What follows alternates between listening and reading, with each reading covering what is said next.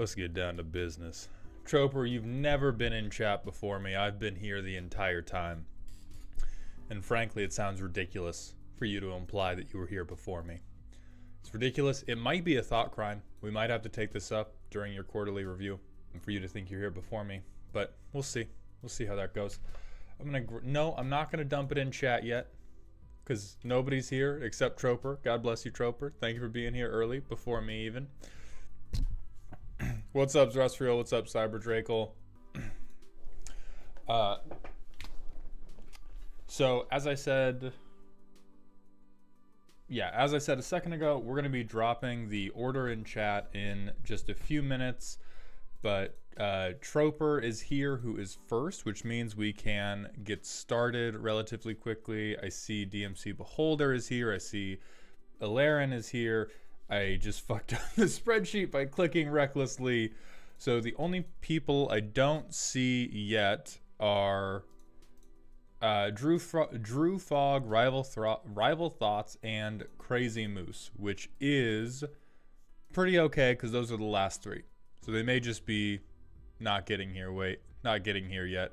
Oh, Drew Fog, you are here. Okay, God bless. What's up, Alen? Lemongrass, I used your Rufus Thundertoes Johnson joke. Thank you for letting me take it. Well, thank you for listening to me make it, my friend. Hooray for something card draw. Listen, I wish I could give more creative advice than please draw some fucking cards, but so many of you need to draw cards more than you need Jesus, any other god, the love of a woman, man, or thick-thighed envy. You need cards more than you need any of that because you don't touch any and it's ruining your life. You don't touch any and it's fucking your life up. More than your terrible land bases are. Your terrible mana base, you could get by if you touch some goddamn cards. Maul, I want to say thank you, and I am mad at you for making my magic addiction even worse by getting me into Commander Kettlecorn. I'm sorry, and you're welcome. And keep watching my videos. If it isn't in my opening hand, I didn't need it. See, the number of Commander games where I've seen people just let it all ride on the top 15 cards of their deck is ridiculous. It's obscene. These people will show me deck lists, excited to tell me about the machinations they have wrought. It will be a Rube Goldberg machine needing 20 different cards to work together perfectly to butter toast. And they will leave all of that in the hands of the first 12. Shoulda 51, thank you for gifting 2 tier 1 Twitch subs. Welcome to dog heaven, my friend. You know, bounce lands replace themselves, basically card advantage. Alex Peterson, I swear to God I will get you. I swear to God I will get you, Alex. Hey Hound, hope you're doing great. I've been in a rough spot since Sunday and watching you has helped me stay upbeat. I'm glad I could help a little bit. Let's bring the mood down by being mean to fucking everybody. I'm here to AFK watch the stream muted to boost your analytics and build up towards that 50k. Thank you, Dark. That's my goat. Thank you, Dark. I think I have enough draw this time. We'll see, rival. Sulky, thank you for the Twitch follow. Welcome to the doghouse, my friend. And Bean Mayhem, thank you for the 11 months in a row at tier 1. Been almost a year since you dragged me back into Magic and reignited my League addiction, so thanks for being a funny man. You are welcome, and Bean, get ready to get addicted to Deadlock. That's what's coming at you next. Yeah, the Twitch ads are pretty dog shit. Please roast the fuck out of Troper's nonsense. Yeah, so for everybody that has not been a part of this before, my patrons have sent in decks to roast. The way the roast is going to work is they give me a primer, a deck list, and a power rating, but it is silly to spooky to scary, which is unfortunately pretty close to what WotC's brackets are going to be, but that's beside the point. The main thing I'm going to rake you over the coals over, other than having a shitty land base, not having card draw, generally being a bad person, is what you say in your primer. What you tell me the deck does is the stick that I am measuring you against. Now, if you're also a liar about how powerful it is, I will do my best to correct those notions, but I'm not necessarily going to call you a bad person about it. But this is all to say that if you think, if at any point you think I'm being mean to you, it's probably because you are a liar and you deserve it. And you lied to my face when you typed up the primer of what your deck did and I opened up that list. Not true.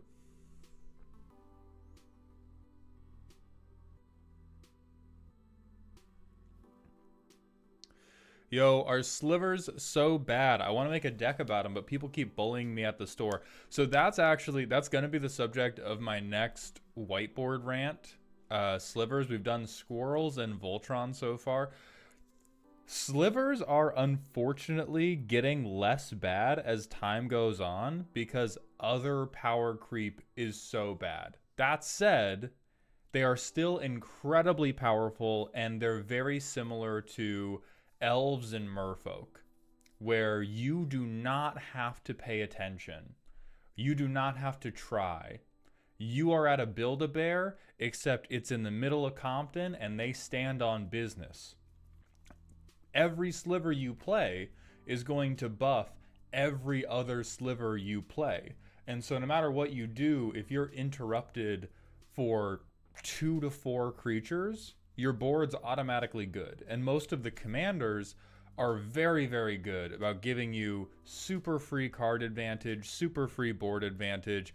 It's very, very frustrating to play against because it's essentially I need to board wipe you by turn 5 or I'm going to die. Counter spells don't work because there's no one sliver that's tying it all together. There are certainly some slivers that are scarier than the other ones, that are stronger than the other ones, but you are building a like dung beetle bullshit ball and every sliver is just a speck in it. And so counterspelling, targeted removal is also often very subpar for these types of decks. And the only way you can really deal with it is you kill them immediately or you can board wipe them. And even after a board wipe, same shit. Also, Beefcake Emperor, thank you for gifting 10 tier 1 Twitch subs. Welcome back to Dog Heaven, my good friend. I appreciate that generosity very much. And Petrus, thank you for getting your own tier 1 Twitch sub. Welcome to the dog home, my friend. So you can do it, but you have to be of the emotional stability necessary to not be allowed to play Magic. Because when you sit down with slivers, you are making the very clear assertion, if you let me play Magic, that Magic is going to kill you very fast. And the only meaningful way to stop me is to let me do barely anything. It's not a big deal if you get 1 sliver. It's not a big deal if you get 2 slivers. As soon as you get 3 slivers, it's baby with a shotgun. They don't know what the hell they're doing, but somebody's gonna die. What's up, Otter Pirate? Thank you for coming by the stream. My booty tightens at the mention of slivers. Everyone be very nice to my girlfriend Z, who's come by this stream. Yeah, they're fucked up. They're getting less bad because they're making everything else so bad. I will say that. Alen, thank you very much for the 10 gifted community subs. Welcome to Dog Heaven, my friend. I guess all patrons are technically in Dog Heaven. But welcome back to it on stream. I also have my lighting wrong. Hold on. I have an overhead light going. Let's get fucking spooky. Let's get fucking spooky in here. Fuck backlighting. You know what I'm talking about? Fuck a backlighting. Slivers are just color splashed elves. Yeah, slivers for the most part are elves, except they get access to a lot more colors.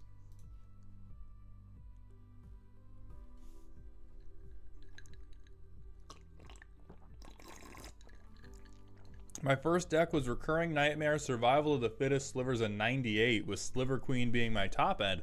Play Minotaurs, Slivers without the hate, or any of the good cards, or any of the things that make them strong.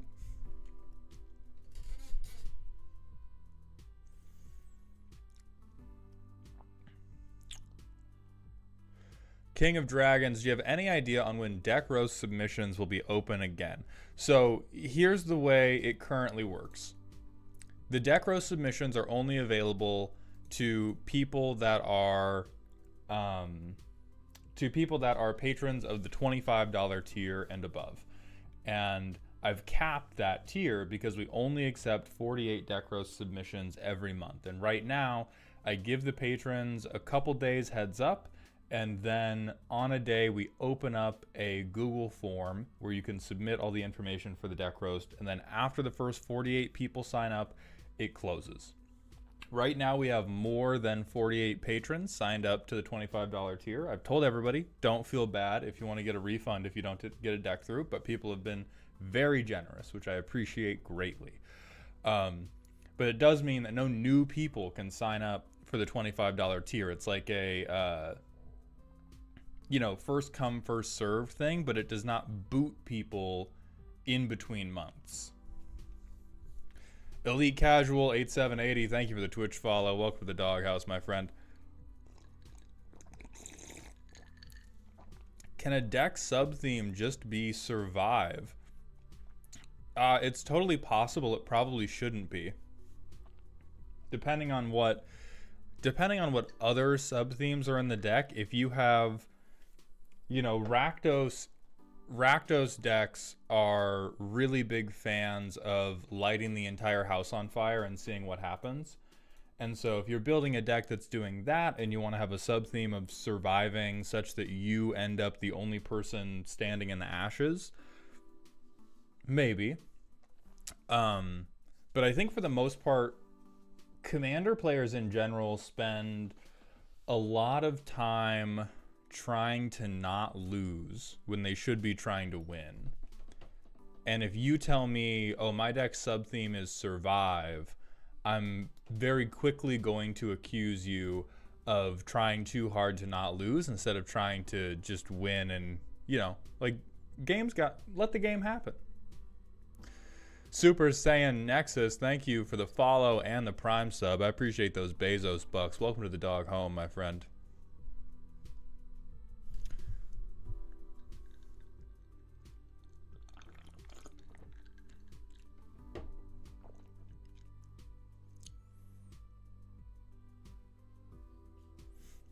All right, we've been yapping for a minute. I know that our patrons are here to be roasted, so let's get it going. Now, you do also get to ask for a character if you want, and these are characters from all the little skits that I do. And our first submission, the High Table, which is one of Troper's alternate identities, has asked for Caesar Mauled, which is an older British man who is very rich and hates poor people. He's only been in a few skits, so I just want everyone to be emotionally prepared for the weird voice that I'm going to do. And it's going to be bad, and it's going to take me like 30 seconds to get into it.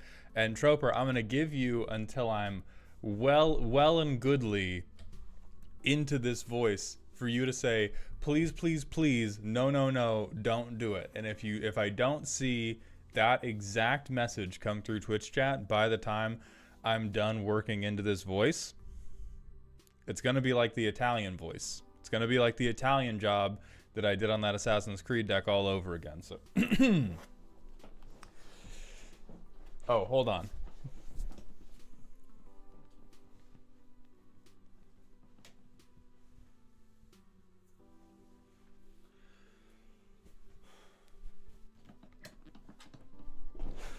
Yes. Alen, my chair costs infinitely more than $10, you shameless whelp. My God, who raised you? I swear, barely enough. $10? This is made out of pure ivory goose leather. And other things and such. And other things and such. If you're not in frame, I pawn your things. I'm always in frame. If not me, then my aura. Do you know not of aura, Alen? Aura Lislin? Shut up. Sonic TT1, thank you for the prime sub. Welcome to the dog home, my friend. I appreciate those Bezos bucks. Hearing you from across the house, I thought you had started watching Family Guy. I think that's good, darling. You've got to elongate the O's and say a lot. A loot. Exactly like Family Guy. Alright, we're in it now, chaps. Oh dear. Let's look at Troper's deck, shall we?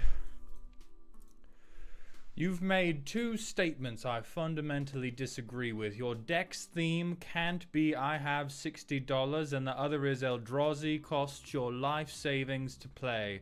Hold on, we're out of it. It's evolving. So anyway, this deck's theme is I had $25 and wanted to play Eldrazi. Behold, the financial sequel to Niv Mizzet with abs. I'm looking for additions that I can make with a working printer. Yes, I realize I'm asking you to give me war crimes, but fuck it, right? I paid the money. Give me the funny spaghetti monsters and spaghetti monster accessories.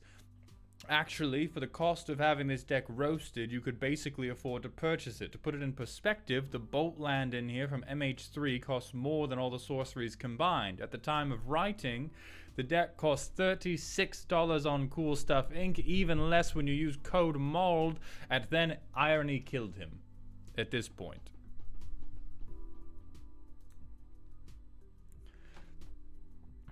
Now you sound like you're about to adopt Stuart Little. Okay, Vila the Nightclad.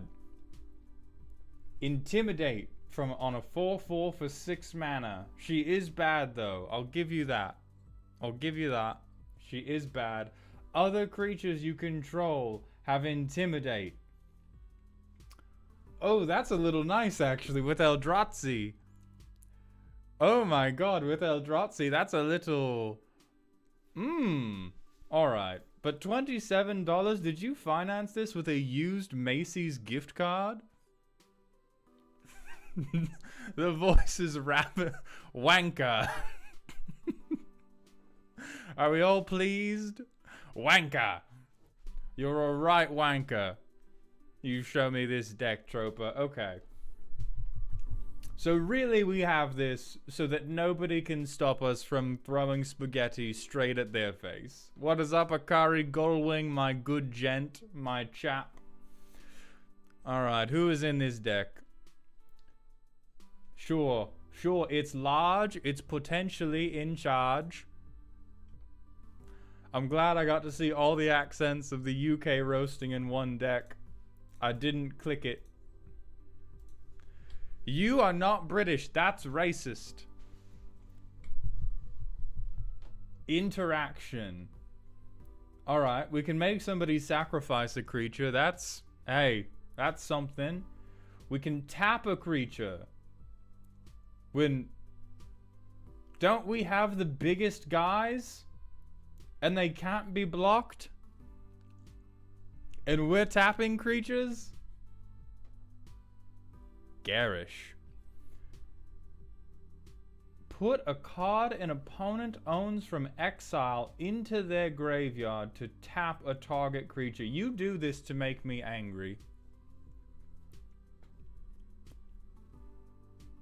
What in the name of unplayability is 3 mana to give somebody a card back to tap a creature when our deck is the biggest unblockable monsters this side of Cthulhu?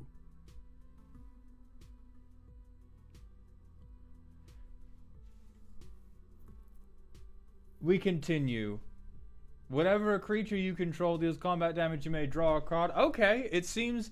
Troper, are you sure this one's not in here by accident? It looks all good.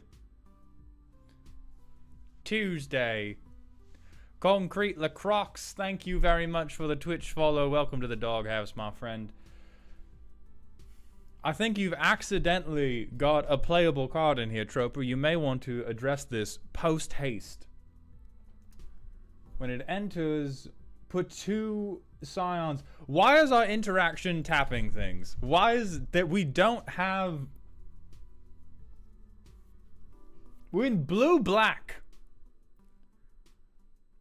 We are in blue and black. Dre Matter, thank you for the Twitch follow. Welcome to the doghouse, my friend.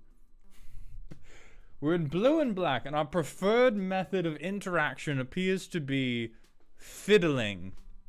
It's fiddling. Do you know who gets to fiddle? People that have money. People that play chess get to fiddle. You, my friend, have not even $30 to your name. You are a bar fighter. You need to be breaking bottles and smashing bricks and such. I don't know what the porters do. But you don't get to fiddle. You do not have the facilities to fiddle. Do you know who gets to fiddle? People that own real money. Swan named Juan. This is Caesar mold, which I beg of everybody to not go watch any videos this character is from, because this is the longest I've ever had to do the accent, and it has changed demonstrably. Wall Snuggler, thank you for the Prime sub. I appreciate those Bezos bucks. Welcome to the dog home, my friend. And Hot Anime Moms, thank you for the 2 months in a row at Tier 1. Welcome back to the dog home. Alright, let's carry on. Unblockable. Bit redundant. But 4 mana, target opponent exiles a card from their hand. So Thoughtseize, but unstoppably terrible. At least this is some attempt at actually interacting with things. Whenever you cast a colorless spell, target opponent exiles the top card of his or her library. When Waste Strangler enters the battlefield, you may return a card from exile to their graveyard. If you do, target creature gets -3/-3. Ah, okay. I see what you're doing. You've had the thought. Well, don't these feed each other, don't they? I can exile a bunch of things off their library and then give it back for some of the absolute worst effects in the game this side of a 1997 alpha set. You are playing Eldrazi. Your interaction cannot be based around the value engine of Gotcha Knows. What the hell is happening? Oh, thank God. Actual interaction. A 3 mana counter spell, they just have to pay 1 to get around. I need you to move this up. Tap 2 target creatures. Oh, all right. We have our first. Just interacts. Does something good. All right. Once again, some playable cards have snuck into this deck. 6 mana to hit a creature and a land. You're playing Eldrazi.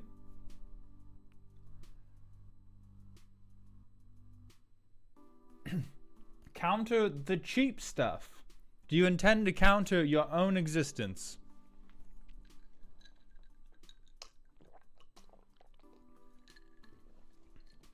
You were not joking. A quarter of the deck's value, ladies and gentlemen. A full quarter of the deck's value maintained in this one card, presumably A memento from your grandpapa, the only one in your line to hold down the enviable job as Walmart greeter, while the rest of you search the sewers for the rats. Okay, counter unless they pay 4. That at least is something. These, I'm going to vomit. I'm going to vomit.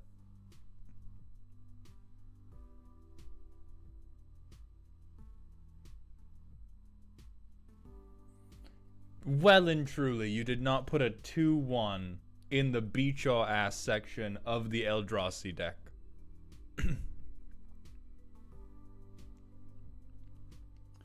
We've got a 3-2, a 2-1, a 0-4, that's effectively a 2-4.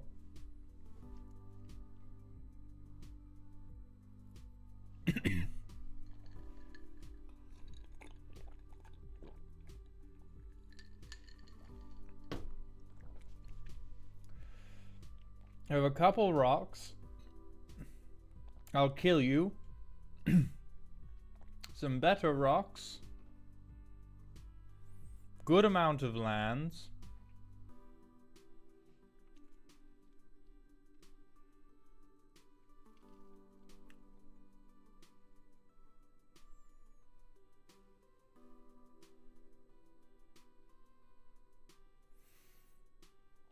Please.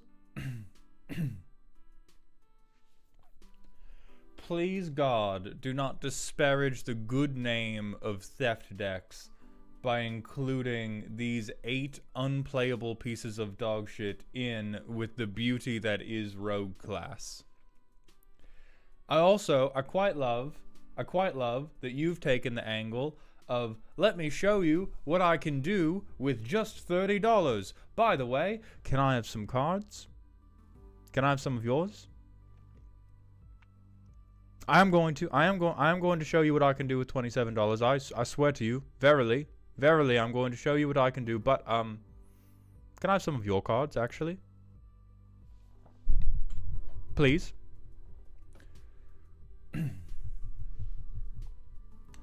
They're just little guys. I'll consider these part of your ramp package, because that is the only thing that will make me not throw up, is to consider these part of your ramp package.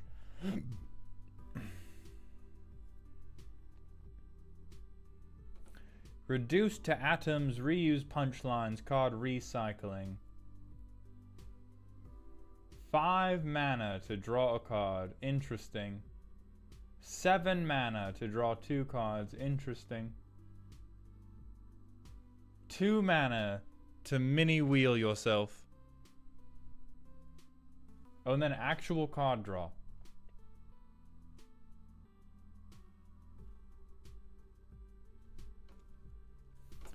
We must go to the playtest. I refuse to believe this can kill anybody. I refuse to believe that this deck can kill anybody.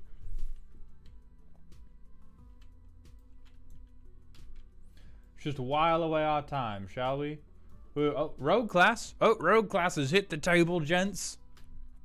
Everyone, oh, don't all rush for the exits too quickly. We've got rogue class to level 2 right now.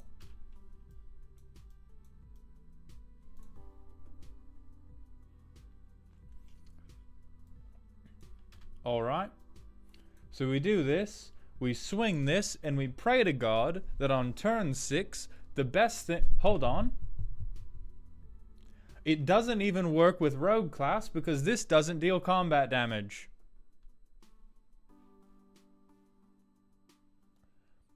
We can't even beg somebody else for their deck with this creature because it deals no combat damage. So they lose 2. Take nothing else. We get Vela out.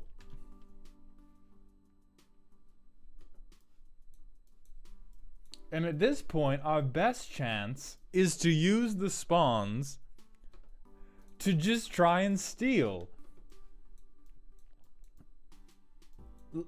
Our only plan is to make a gang of street youths that pickpockets everybody else at the table. What happens if rogue class gets destroyed, by the way? We die. We die. It's turn 7. The elf ball players have set up their own republic and seceded from the Union again, which really get a new gimmick. And here we are, with 7 power on board. So how are we going to fix you, Troper? How in God's name do we fix you? So let's Eldrazi. Price, we'll say under $1. Can you afford under $1? If we work with McDonald's value meal, better than McDonald's value meal. I don't know how much a McChicken costs, but I do know that my butler's been complaining about it.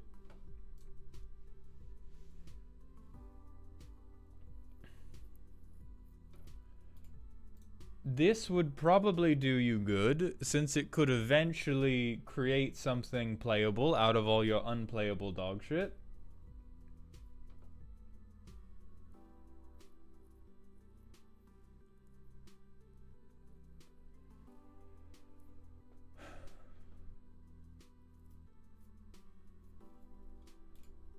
Broodwarden wouldn't be the worst. Vulture1321, thank you very much for the Twitch follow. Welcome to the doghouse, my friend. Identity UB. Oh, I'm sorry. You think we're keeping this shitbag commander? You think we're keeping this useless harlequin?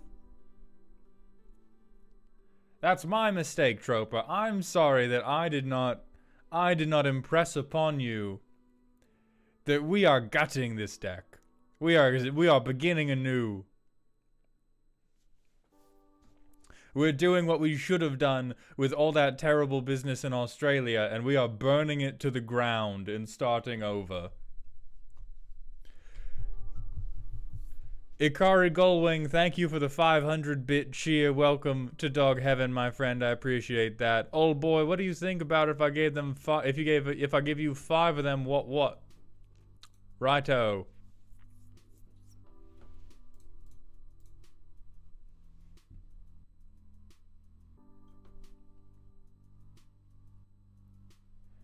You probably want this one.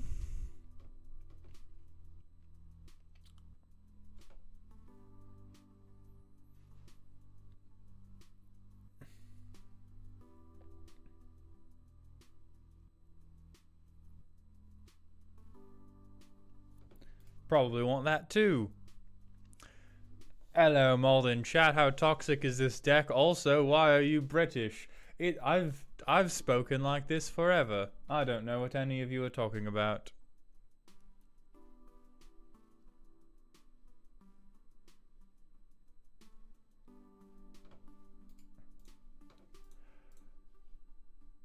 So, okay, truly, Troper, if you want to fix this, you will likely need to contact social services. You will need slightly more than whatever Macy's trash can business you have cobbled this deck together from.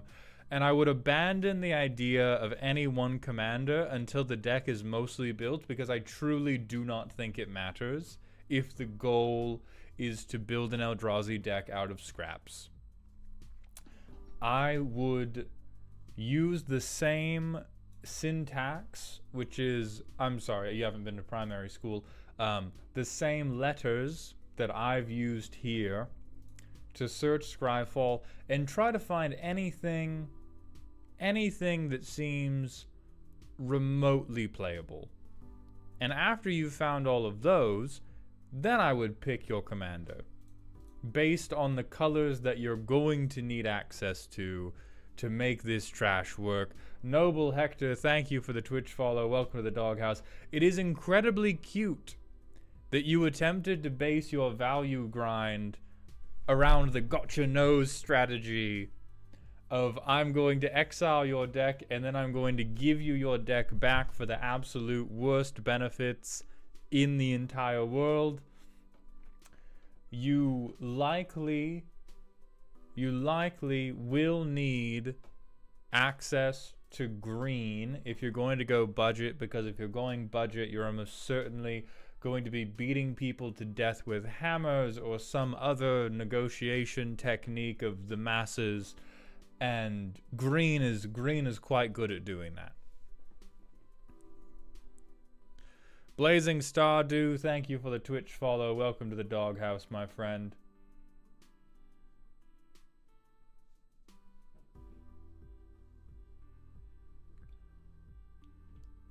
Yeah, I think you will likely want to do something with green at some point, just to get things big enough to actually kill somebody. It would be a bit gauche to do Ulalek though. It would be a bit gauche. Here, you've basically built a draft deck. This thing was great in draft. This thing was fantastic in draft. And that's almost what you've got here.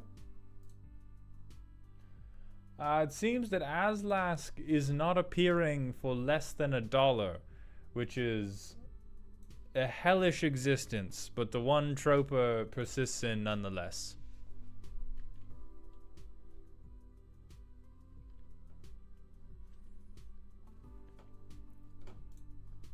Troper, that is going to be it from you. I appreciate the attempt.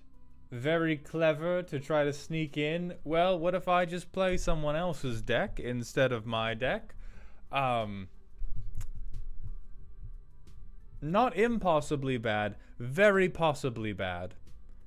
But whenever Wizards of the Coast attempts to roll out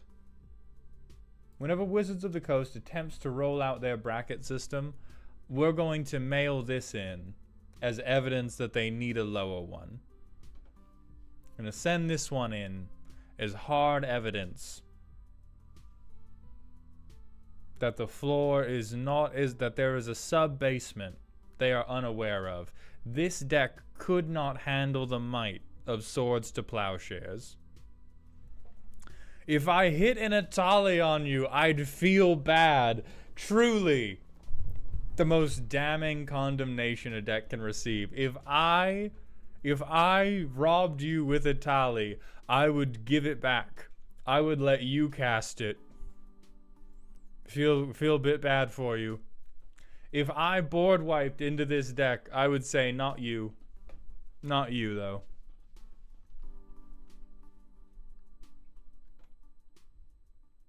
Fuck, that's going into the highlight, though. Probably.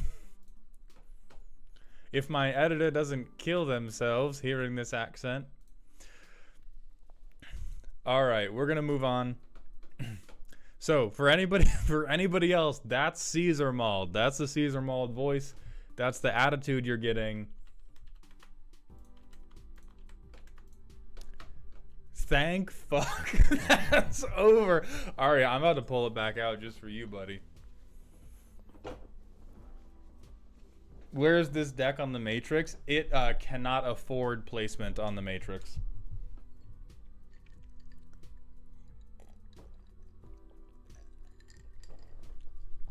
Do it more! No, because the next person has also requested a character, but that is Kevin from the Balance Room, the crackhead who has designed a number of Magic's greatest cards to date. This is Alaren's deck. Old classic commander with a twist theme. Can I get proper Mauled thoughts on this deck in 2 sentences or less? You got it in like 37 sentences. My thoughts on the deck are get a job. I am Commander Shepard AMA. Thank you for the Twitch follow. Welcome to the doghouse, my friend. Okay, so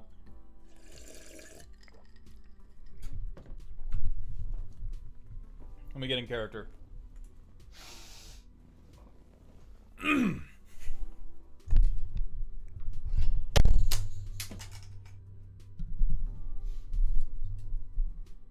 Shut up.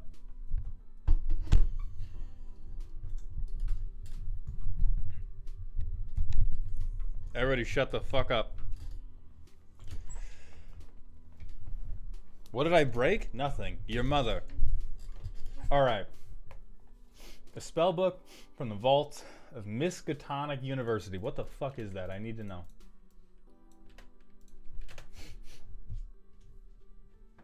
Thank you, baby. Okay, book for magic nerds. Got it. Sticks win cons are 1/1 face punching, Simic Ascendancy or their presence.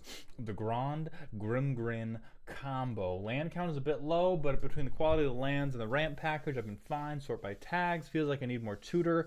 Fast threat generation or better recursion because playtesting feels like 6 out of 10 games. I'm spinning my wheels, then I die. Interaction and ramp works like a charm. Draw package not that bad. Don't really know what's happening. Not having enough repeatable non-land recursion beyond the commander, as it's very easy for the deck to fill its graveyard, and I don't know what to do here. Going to put the commander in your head for roast as well. Taking it out. The sideboard is cards I own and want space for, but I don't know what to cut for them. Okay.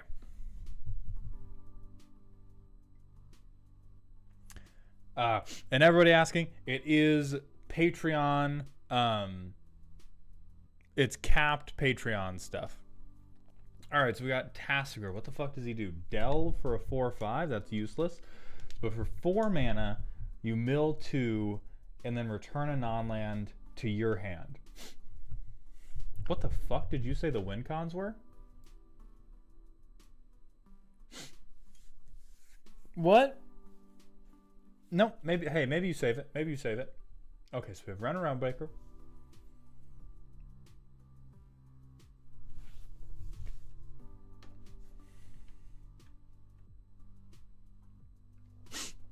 Okay, that says 1/1 face punching. Alright, whatever. Okay.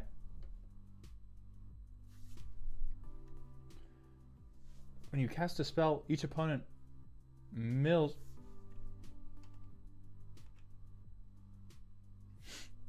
Nope, still says it. Still says it. Okay, okay.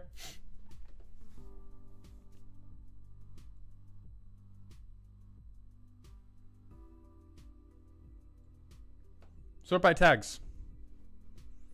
Sort by tags, we say.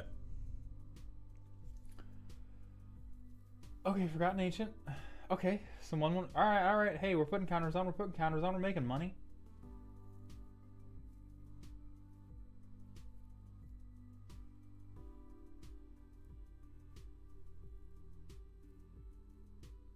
Surak and Goreclaw.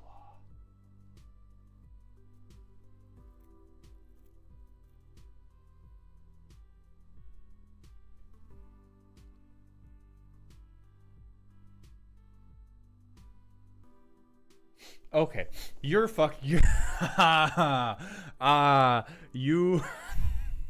goofing me, right? 1/1 counter deck. This is the Vorinclex we have. You're goofing me. You're goofing me. You're funny. You're a funny man. You're a very funny man.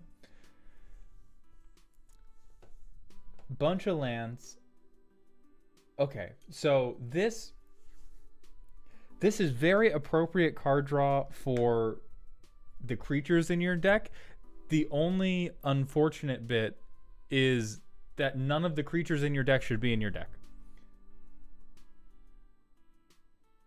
Oh, what in the absolute fuck? What in the absolute fuck? Sure. Very good. Sure. Very good card. Sure. Very good card.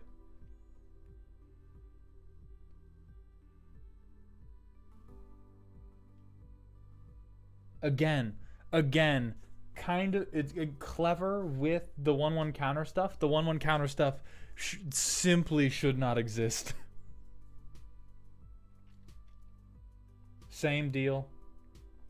What the hell, man?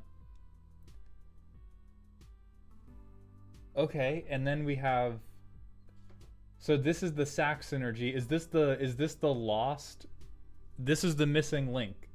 This is the like Neanderthal cousin to that blood artist that we saw earlier. Okay, tutoring to graveyard makes legitimate sense. Tutoring to the graveyard makes legitimate sense. Ripples of Undeath, very generically good. Okay. What in the holy fuck? I love him too, he doesn't go anywhere.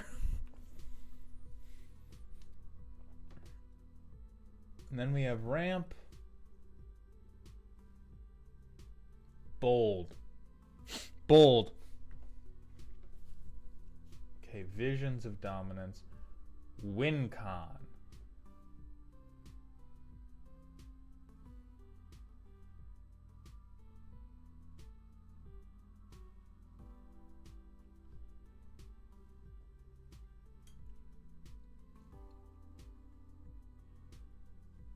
Okay.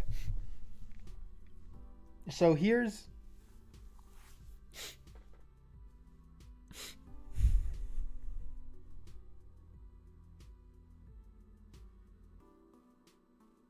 my thing, right? Here's my thing. All good, every good deck that really believes in itself is a conspiracy theory corkboard. It gets a little bit wild. You take some string, you take some pins, you take a rat, you go all night long, and you see what happens in the morning. This deck looks like it has 3 pins right next to each other. One pin says Infinite Combo. One pin says Blood Artist. One pin says Simic Ascendancy. All the other pins are still in the Staples warehouse. Like I don't understand how Tasigur helps. I don't understand why we have any +1/+1 counter stuff going on with anything outside of this specific combo, because outside of this specific combo, it's quite bad. I also don't understand what this specific combo is doing in the deck. Usually we want our stuff. If you got a teammate, right? If you got a teammate, you want them to be working with you. At least working in parallel with you.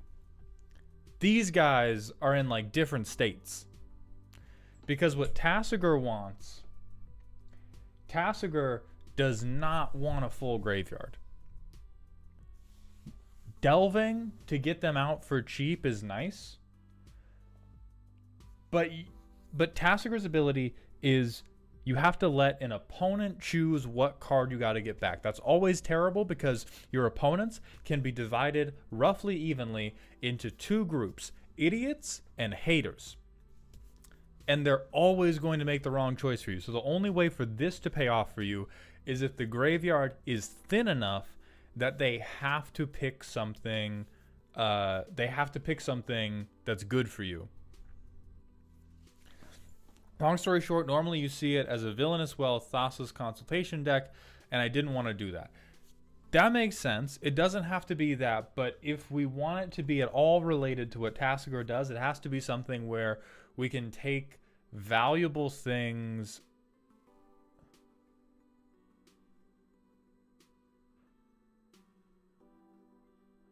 Self-milling encounters against the WinCon in the graveyard or in hand. If the support permanents are in play, Tasigur can pull it out. No, he fucking can't, though. No, he fucking can't. You... If we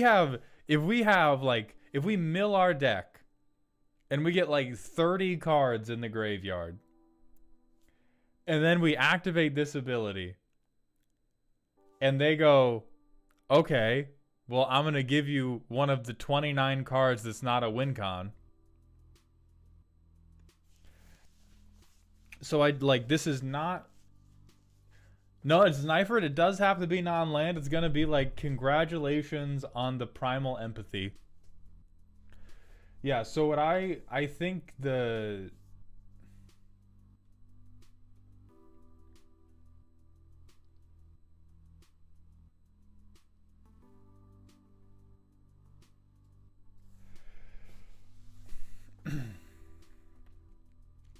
I think the instinct to build away from what everybody else is doing is a good idea, because where the main group of the population is, they've used up all the crack. They've smoked all of it. If you want to find the leftover stores, you do got to go off the beaten path.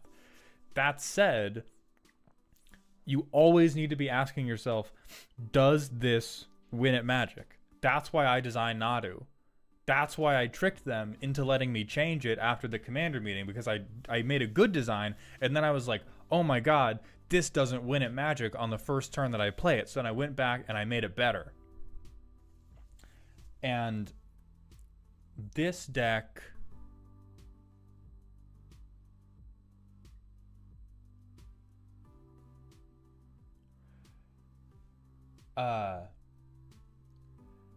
and this deck takes the approach of like, well, how do other people win at Magic with this deck? I need to do whatever I can to not be that. I need to do whatever the fuck I can. Whatever the fuck I can to not be that.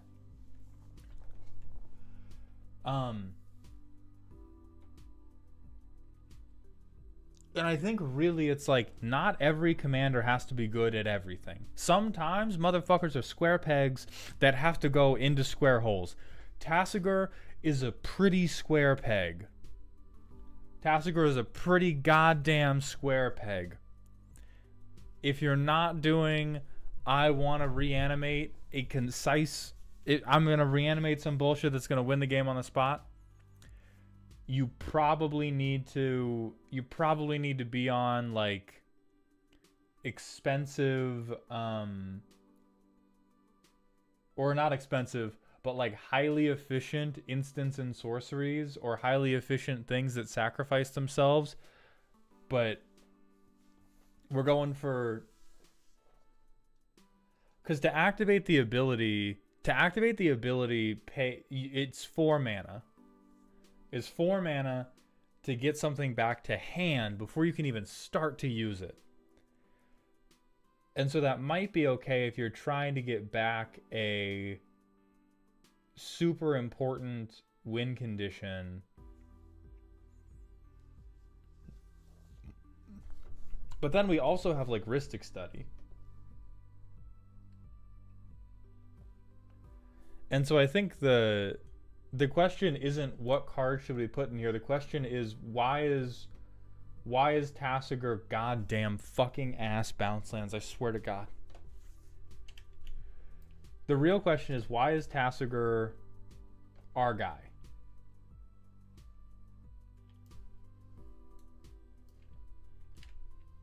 Like, that's the question that we...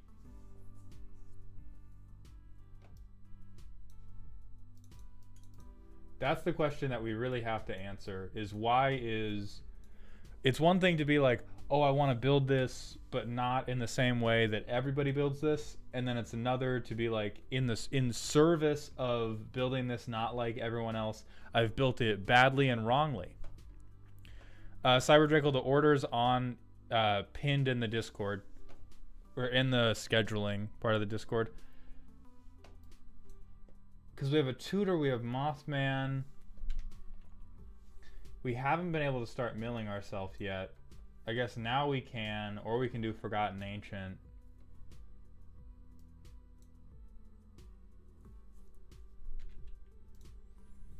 Because like, you could do this 1/1 counter stuff. Mothman should probably be the commander. If you want to do like 1/1 counter stuff, I'm gonna have a full graveyard. I want to have Tasigur as a backup. Like, yeah, but Tasigur shouldn't be in the command zone.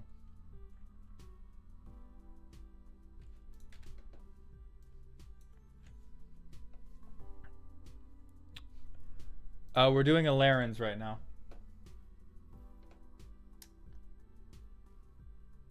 And so we can, we can Mana Gorger Hydra, which it's turn 7, so this is certainly like, it's on the slow end, but it is presumably Forgotten Ancient's big, presumably Mana Gorger Hydra's big.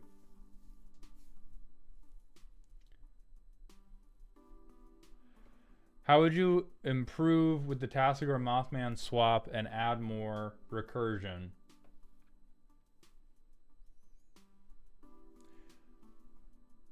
Well, I mean, there's a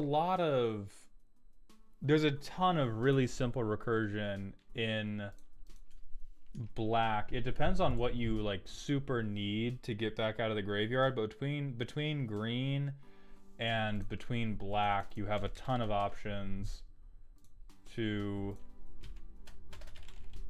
return.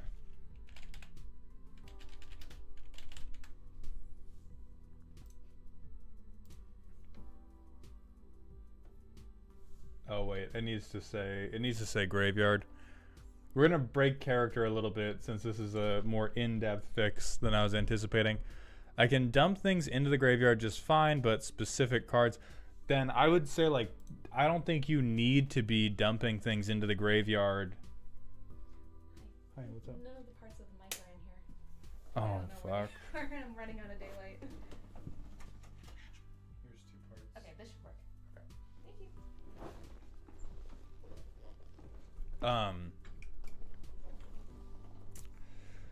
So a lot of it is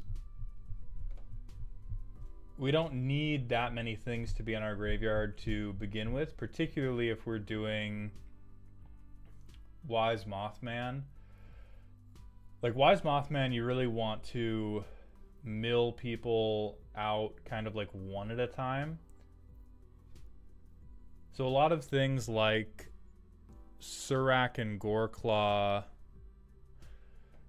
I mean, Alen, if we're going to fix this deck, you're gonna have to proxy it because a huge amount of shit has to change. A huge amount of stuff in this deck has to change for it to approach playable, because it needs to be like almost entirely rebuilt. Like the Violent Tumor is probably gonna go, Unmarked Grave is gonna go, Sultai Ascendancy is gonna go. I would personally take out Rhystic Study just for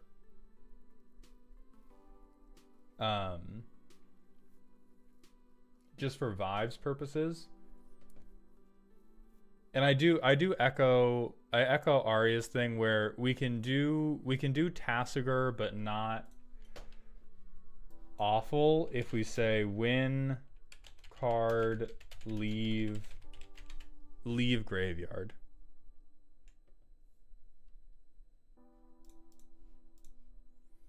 Like, let's see if we can get anything working. So here, I'm gonna just pull out all the options. Pull out all the options for what we could do if we were doing Tasigur activated abilities.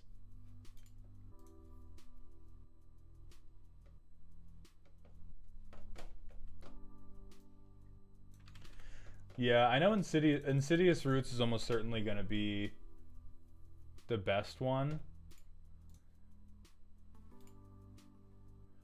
We probably don't want Imhotep just because we're probably not on artifacts.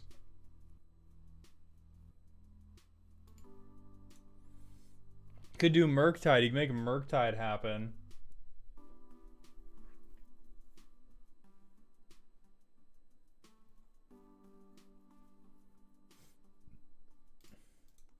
Could do Soul Enervation, Skeleton Crew.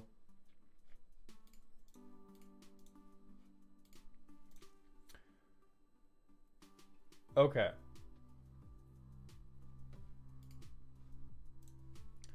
So if you want this to be a Tasigur deck but different, if you want this to be a Tasigur deck that is not like the other human shamans, I would take most, if not all, of these cards, and then the other stuff you need is mana, and the other stuff you need after that is anything that says, like, you need all the things that say activated ability.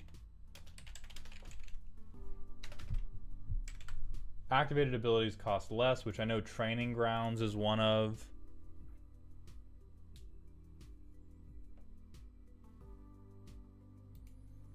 So like Biomancer's Familiar, get this down to just 2 mana instead of 4 mana to get something back.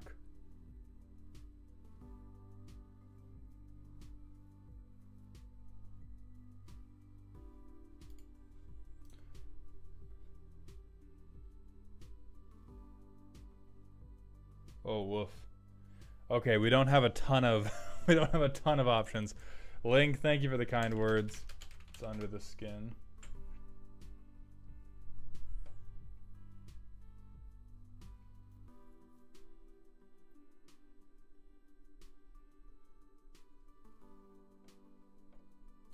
I don't know if we need to be manifesting dread. They've already said the problem isn't getting cards into the graveyard, it's getting them back out. Now that one manifest dread card in particular, like Under the Skin, because it returns, this one's fine. But manifest dread as a mechanic is, I do not think, where this deck wants to be.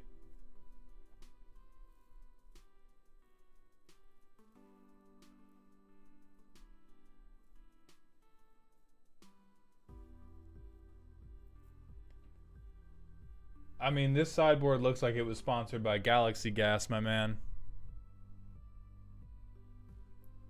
Why are we phasing lands? What the fuck?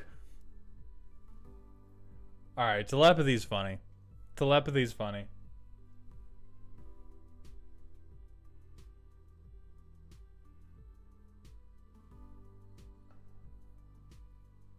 I think you would do Stargaze maybe if you were like really struggling to get stuff in the graveyard. But I would cut a lot of the +1/+1 counter shit. This deck looks a lot like it doesn't do anything until it wins on the spot with an infinite combo, which is often very, very frustrating to play against. If you want it to be +1/+1 counters, instead of,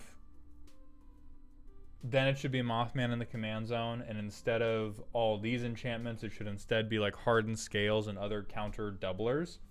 And if you want it to be Tassiger but not stupid, then you're gonna want to grab everything that says when something leaves the graveyard, I get to do something. You're going to want to grab a lot of ramp, and then you're just going to want to rip this activated ability as many times as possible. And then you keep all the self-mill, and you cut Rhystic Study for truly anything.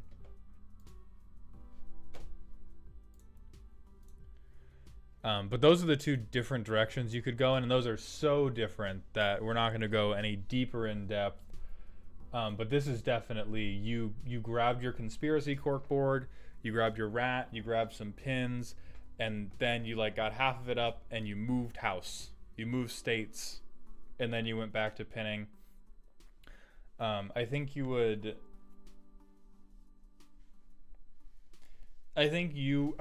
benefit a lot in the deck building process from continually asking yourself, how does this card help me win? And the answer should never be because it shares a word with a different card that I have a good reason for why it helps me win.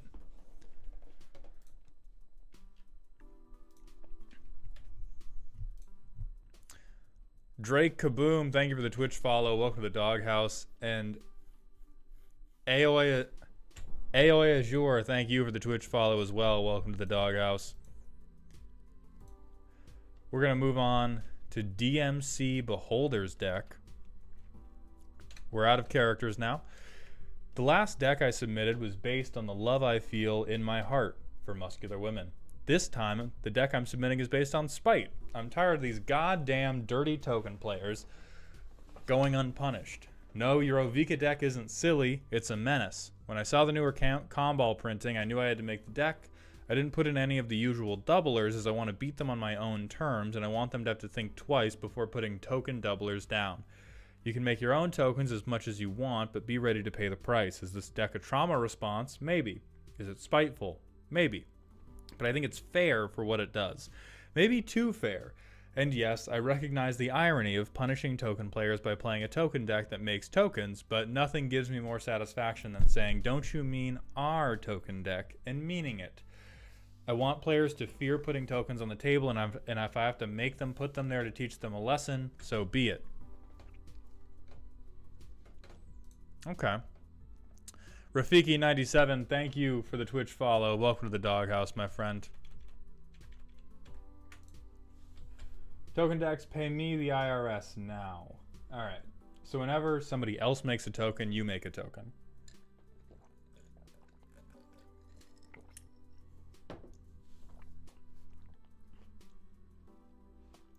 Creatures gain death touch. Yeah, that kind of works. Okay. Starting off strong, I see. Starting off strong. Auditing your assets. That's clever. Oh, I like this section.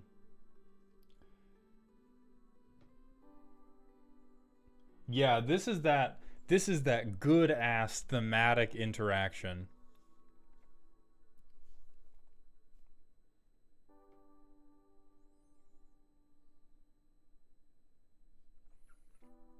Okay, those are all great. Death and taxes.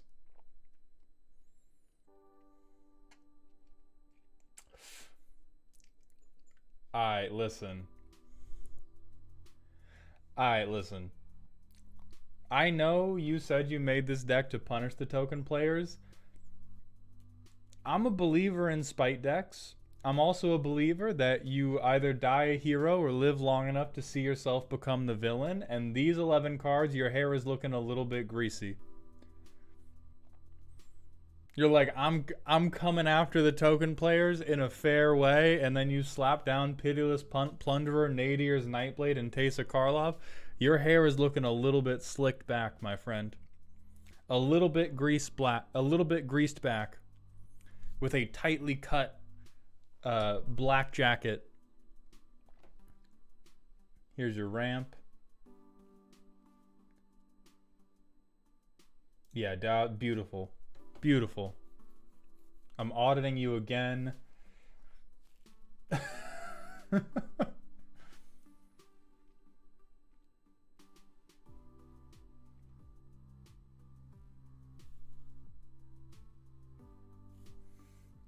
Caretaker's Talent, Corpse Knight. This is good. This is the type of punishment I like to see, is doubling down on the token making you get off of them.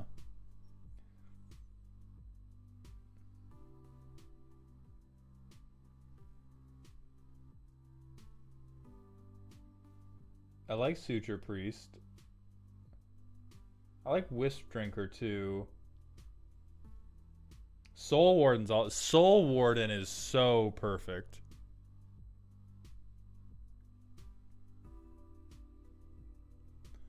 Good amount of card draw. I think 35 lands is okay. The Painful Appeals Process. Oh, that's beautiful. Also beautiful.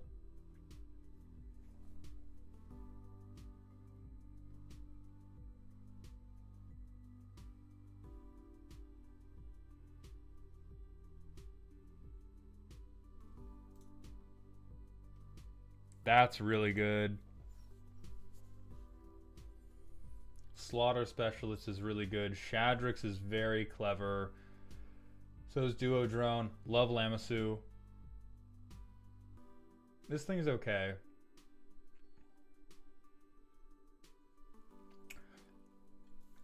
Okay, so I think about half the deck I'm fully with you on the theme being, I am God's justice visited upon these token players. I'm doing it in a fair way. Fuck you. All of your interaction stuff that's giving other people tokens is incredibly clever. And then parts of it do feel like it's just, this is every token deck. Like, you're definitely giving me the energy of morally gray villain who says he's still different as he like breaks the arms. Like you're giving me, I'm feeling a lot of Batman energy from you, but that's not in a positive way. Yeah, Red Hood deck. I'm getting a lot of, good night Troper, thank you for coming by the stream. I'm really feeling the whole Batman's no kill rule as he beats a father of 3 into unconsciousness because he took work down by the dock. I do accept that you're trying to do something with the tokens.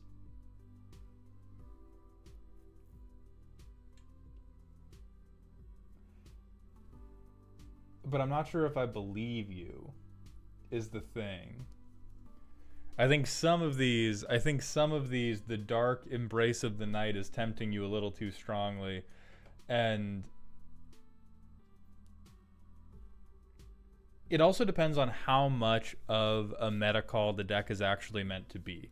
Because if you play this in a dedicated playgroup where it is well and truly, I am striking back at this token player that has been my sleep paralysis demon for weeks and weeks and weeks, you can be way, way harsher than this with effects like Suture Priest. And then we have some other stuff.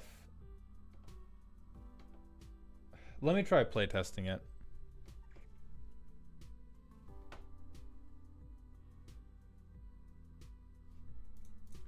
Oh, does the Panharmonicon not work? No, Panharmonicon should work. Freezer Assassin. What's the curve? Curve's pretty fine. The curve looks fine.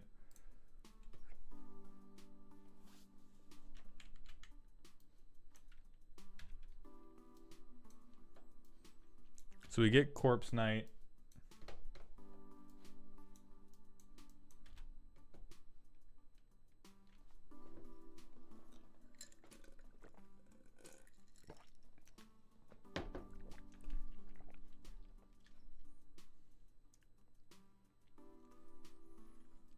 And then maybe Dowsing Dagger. Drain the whole table for 2. I mean, you don't want Ink Shield though.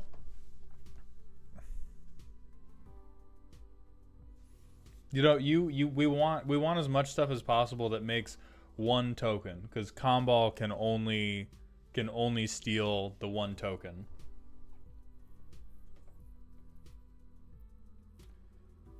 And then we would end up with this. Oh god, it's another one of those. You need a separate deck just for all the fucking, just for all those fucking tokens.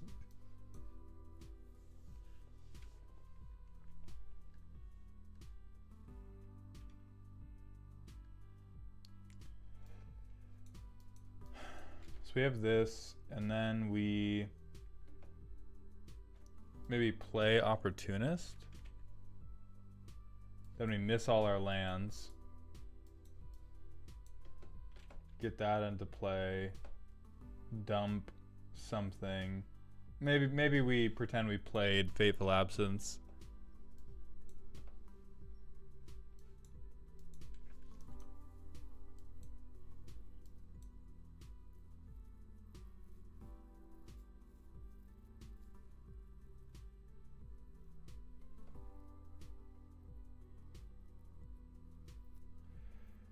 Okay. And this is turn 8, by the way. The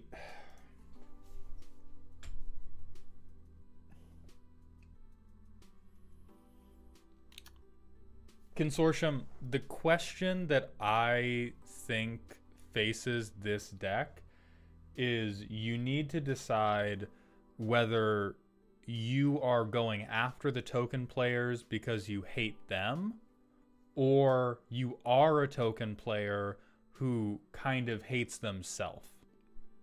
Both can work with this commander. But the playtest that we did, not a lot of things were getting done because you were split between these 2 worlds of I'm going to drain because things are entering the battlefield, and I'm going to try to get my own token game plan going.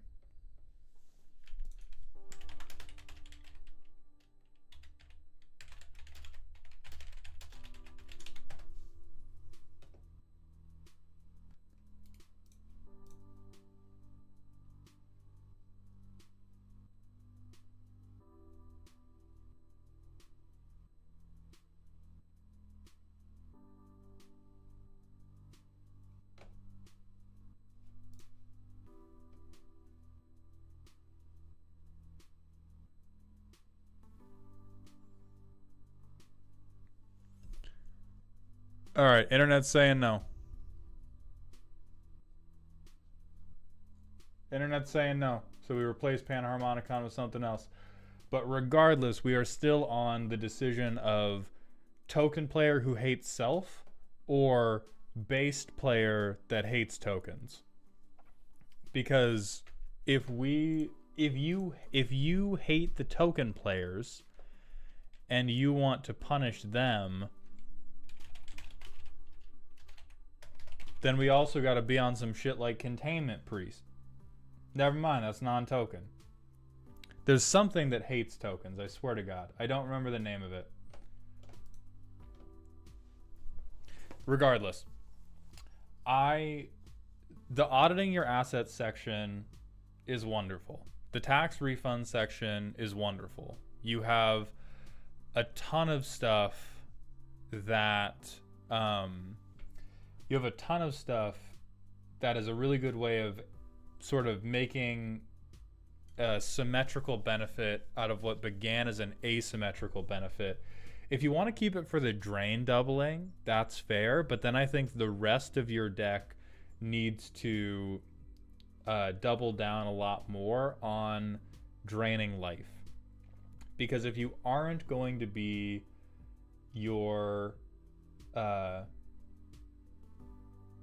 if you aren't going to make your own token decks, Inkshield is not the perfect flavor for this. It's not. You're lying.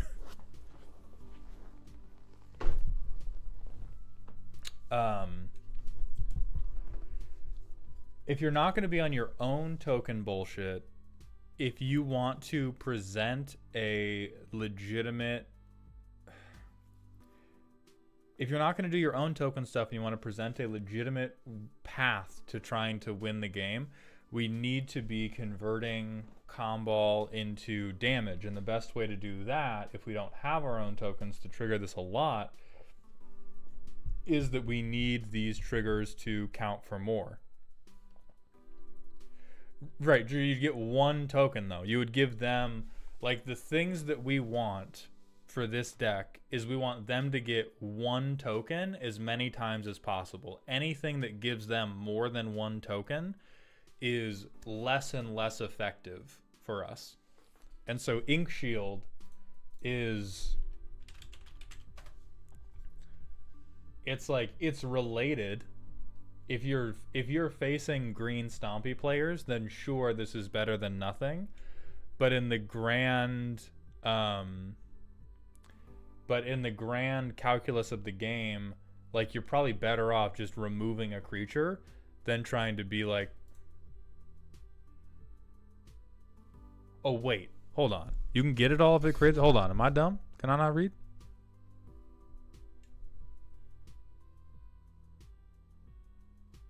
I can't read. Oh my God. Oh my God. Drew Fogg's right. Getting shield in here. Oh, for each of them is...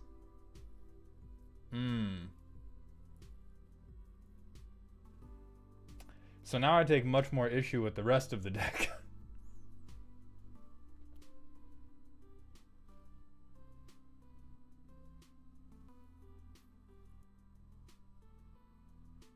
Well, is the for each of them the tokens or your opponents?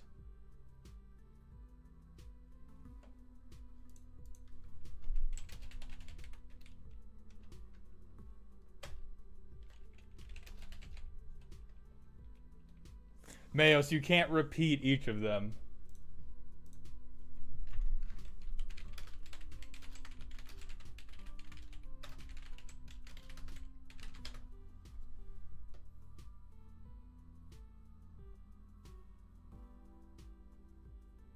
Okay. Then yes, I would get. Then yes, Ink Shield needs to come in immediately, and we want more things that make a ton of tokens rather than make one.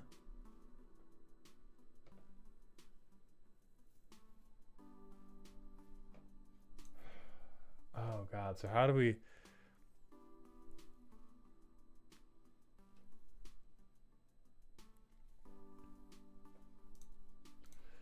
Because it can be a very good card in terms of stealing you a lot of tokens.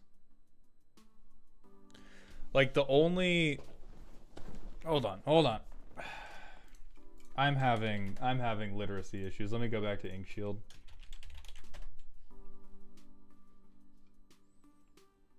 Oh, you get to make the... Okay. I'm back off it. But I still think we need to decide whether we're the token deck. Whether we're the token deck or whether we just hate people that are token decks. Because I think it is for sure caught between those two worlds right now. Does tempting contract work?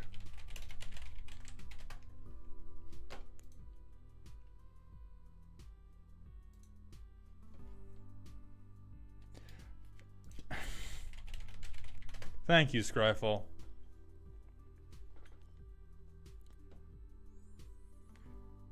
Oh yeah, tempting contract would be very, very good.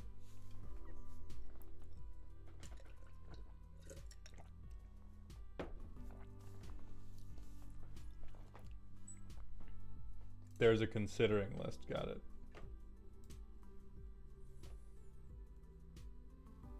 Grave Pact, Parting Gust. Saw in Half. That's very fucking clever. Skyclave's okay. Wrath of God.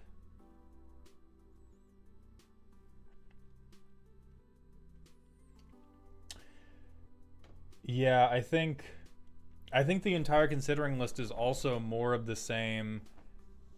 Decide if you are a token deck and you were saying it ironically at first, but now you're saying it unironically, or if you were put on this earth to punish token players. Because if you were put on this earth to punish the token players, you probably want more things like crawl space to prevent the token players from getting their game going, period. You probably want more things that are like Ethereal Absolution or Hissing Miasma. Laren, what do you mean by archetypes? Archetype for your decks. But if you want to be the token deck, then Thales is really, really good for you.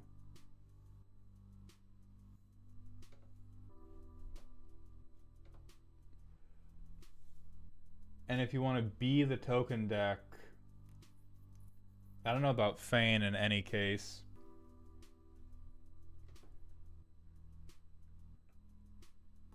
But like the Vexing Bauble thing is leaning into, I am the government. We're going to play some fair magic, and very little of the rest of the deck is actually like forcing the token players to play fair magic, and a lot of it is just you being a token player with like a tattered band shirt on so that you feel better about being at the same show as them.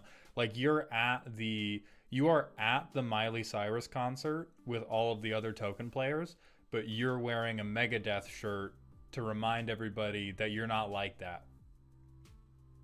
Okay? That you're hard. And these posers, not hard. And I think you should either accept that Miley Cyrus slaps, or just go to the Megadeth concert. Just gotta pick one. And I think the considering board gets a lot easier when you after you make that choice.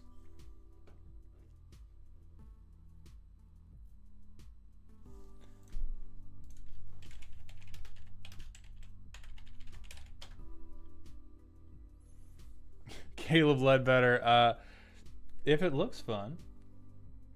Yeah, like amulet. This is the good hateful juice of tokens are bad. You should feel bad for playing them. I'm going to bleed you out with paper cuts while you play tokens.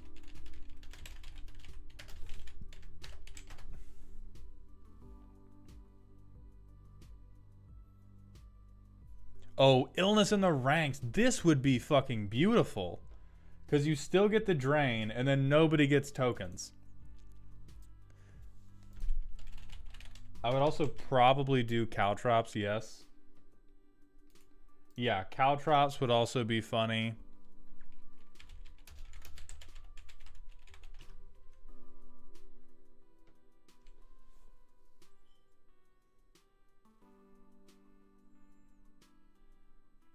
This would also be funny. That is how I would go about it. Is make that internal decision about whether you are a token player and you just have a little bit of self-hate to work out, or whether you hate the token players and you need to make them realize the weight of their mistakes. Because I'll tell you one thing, the deck is not spiteful. I think the deck is effective at profiting off of what the token players are doing. I think the interaction section and this tax refund section are very, very clever in terms of making sure that you benefit from them. But I am not feeling spiteful energy from this. I'm feeling that type of, that little fish that lives under the wing of a big manta ray and scavenges barnacles off of them. Like you have, this deck has a symbiotic, a remora. Yes, this is remora energy, not spite energy. This is myself and the token players have a symbiotic relationship together, and we still split a glass of wine after we talk about how to make these dumb, dirty, non-token players pay us more rent.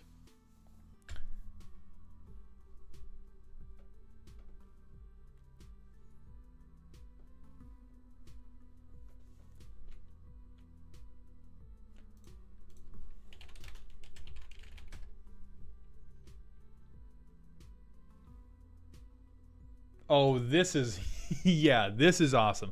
This is spiteful. 4-man, this is Orcish Bowmasters, but just for 1/1 tokens.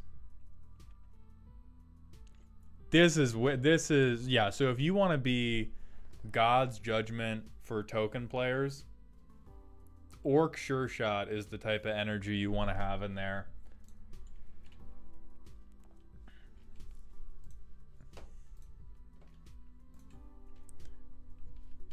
And then Alen, I would say on the Matrix, your deck is, the Tassiger deck is 100% multiple ones in a trench coat. There's some hope in there, but it was a lot of trying so hard to be different that you got pulled in like 3 different directions. Airlaz, the deck reviews are done via Patreon. Look at a crow and horse.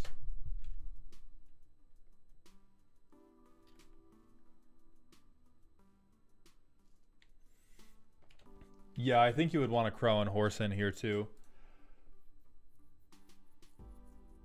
Just in case, you do want a couple backups in case people aren't making tokens, so it would go in the tax refund section for sure.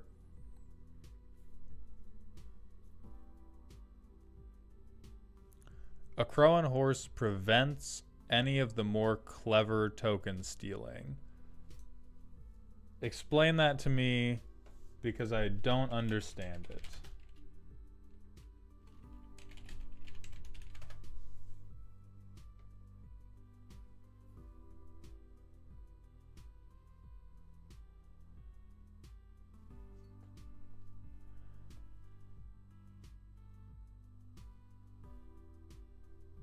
Oh, yeah. That's true. Then yeah, I wouldn't do a crow and horse. Tombstone Stairwell is... This could be a good, like, overrun finisher, actually. Osprey GB, thank you for the Twitch follow. Welcome to the doghouse, my friend.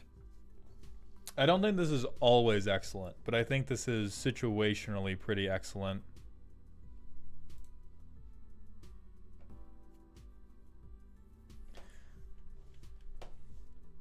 I do like the deck. I think it's also multiple decks in a trench coat. I think it's not being true to itself on whether it wants to be a token player or whether it wants to punish the token players. From here, we're going to move on to Cuber Draco's deck, which is if you ain't cheating, you ain't trying. I'm going to do green things in Dimir by cheating out big old boys, mostly just the random ones I like, and some evil shit. I do desperately need to use the bathroom, so I'll be right back.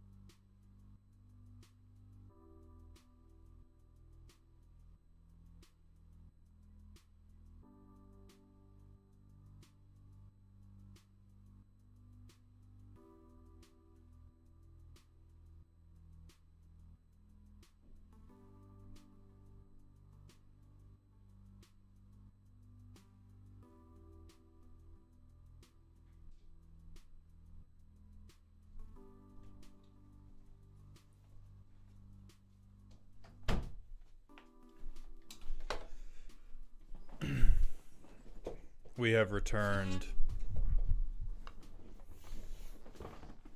Rob, it's Maldhound on Patreon.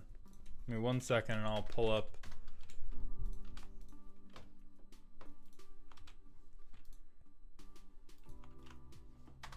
May not load on YouTube because YouTube is weird about it. Let's look at Cuber's deck. So when they attack, you clash with the defending player. So you both play... Oh, you both play war, basically. When you win a clash, draw a card, then you may cast a spell from your hand with mana value 8 or less without paying its mana cost. Okay. Okay. We have ramp at home. I'm not even gonna look at the tags yet. I just want to, yeah. Yeah, that's nice. Yeah, that's nice. Now let's check out some tags.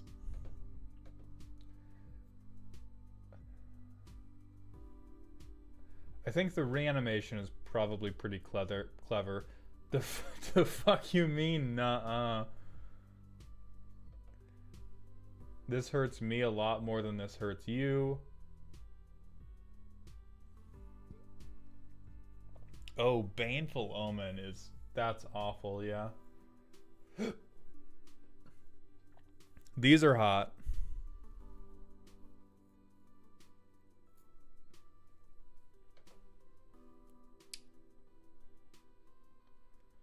Big Body Boys, a 6/6, an 8/8, and a 5/5.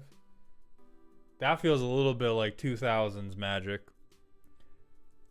Big Body Boys, me with my 5/5. Pepperidge Farm remembers.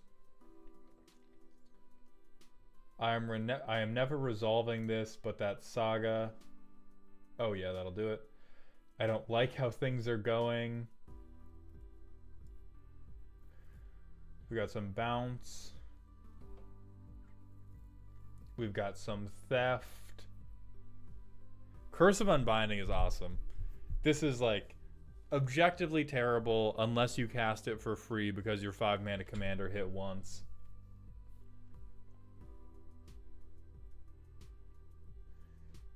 Lantern of Insight.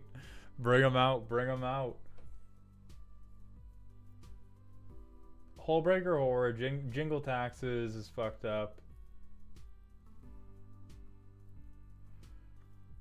I'll be real, I think God Pharaoh's statue is a little bit of a golden toilet situation. I'm not trying to yuck your yum or anything, but this super screams to me I ran out of other expensive shit to do because I don't think there has to be stuff that's way more. 2 rocks. You're just a hoping. You're 35 lands, 2 rocks. We are so confident. We are so confident that Marvo is getting out, huh? Yeah, Amanatu's Augury. Chameel makes kind of sense. Or yeah, it would be good to discover out all the things that you're not hoping to clash with. Unofficial second commander. I'ma just take a peek.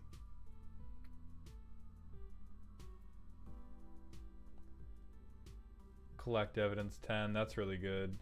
Let's deal with something. Set up the top. That's not a lot.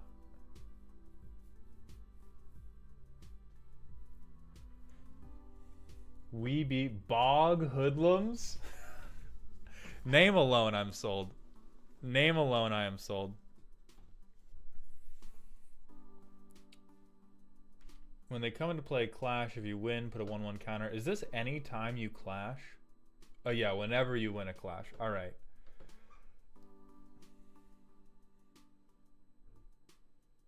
So damn, you just play this for 0, huh? You just play this shit for 0. Okay. I'm not going to question the clash maxing. I do think you need to be clash maxing. What I do question is... What did you... Yeah, you rated this as spooky. It feels like... It feels like in order to not get beaten up by everybody at your table, you attempted to keep this reasonable either by not having perfect control of what you were going to cheat out or not cheating out things that were all that good. I'm going to read Captivating Glance now. At the end of your turn, clash. If you win, gain control. Otherwise, that player gains control. That's pretty funny, yeah. I do like that. But I think either you need... I would recommend either having better things to cheat out if you're going to leave it up to God, or you need to leave it less up to God.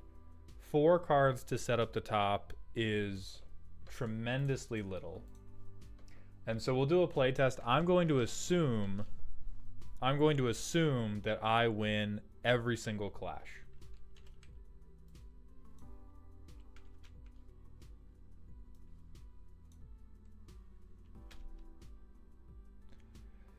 We'll say somebody's played something problematic.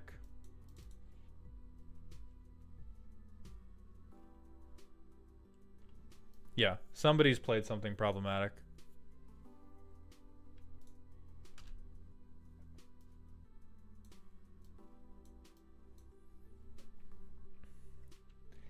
I love being on curve. I love being on curve, having a handful of shit we can't use.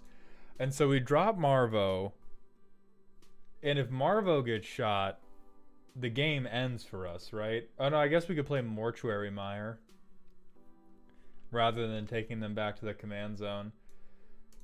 So we get to clash. We get to clash. We reveal it. Fuck me, right?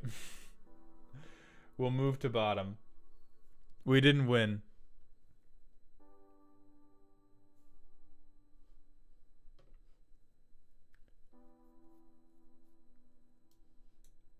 And now we'll do Greed with our remaining mana.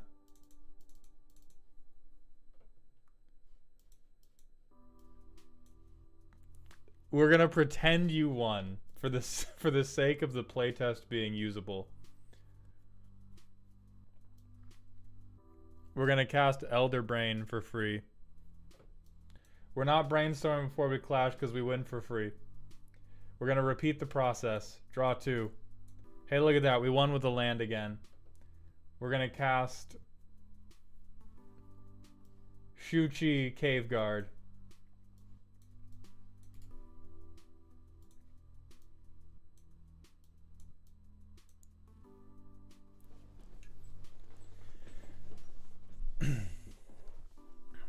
The whole thing is just let's go gambling. I don't disagree with the allure of let's go gambling. My disagreement is with the notion of if your deck is going to be this tremendously slow and you're going to gamble, that is oftentimes a recipe for non-participation. Because your wins are moderately impactful, but they're not high impact. When you win, it's like if you had ramp, you're playing this faster than we would have played it with the clash strategy. And if you want to make a gambling deck feel high impact, you go two different ways. Either the wins need to be really, really impactful, or you need to be the house, and the house needs to always win.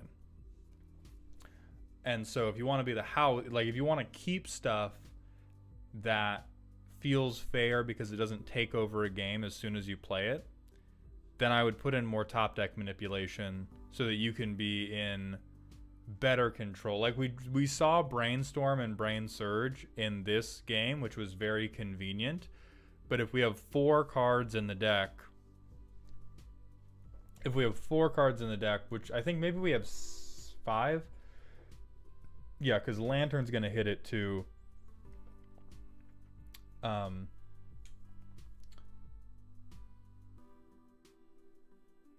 But Susang is also a little tough because it's very mana intensive to make anything happen with it, or make any serious type of top deck manipulation happen with it. And so I think there's a lot of stuff you would want, a lot more just like casual surveil, casual scry, etc., etc. Yeah, the cast trigger, any cast trigger Eldrazi's, but I don't know if cast trigger Eldrazi's come at 8 or less. I'd go Sensei's, but I haven't found a copy. If I do find it, I'll put it in. I mean, I'm not even talking about Sensei's. I'm literally talking about, like, okay, this card's going to be bad. Not this specific card. But I'm talking about things like this, where it's basic game actions you want to take anyway, and then Surveil or Scry is stapled on top of it. Because if you drop a... Here's what's going to happen. If you drop a Sensei's Divining Top and then you go to clash with a green player, it's going to be a Fazzini and Wesley situation from Princess Bride, but you as the blue player get to be Wesley. And that's awesome. However, it is going to revoke your right to cook forever.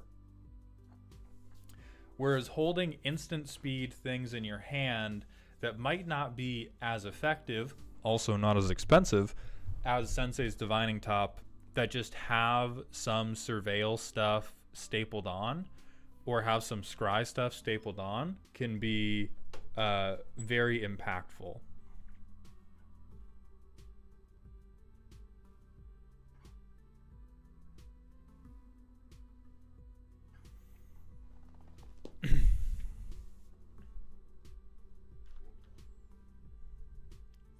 Cyborg raises a very good point about 2 spell cards and rooms where their cost is the combined thing.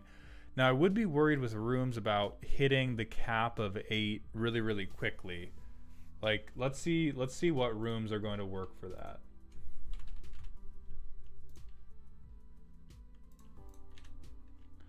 What? Can we fucking please? There we go. So blue-black rooms.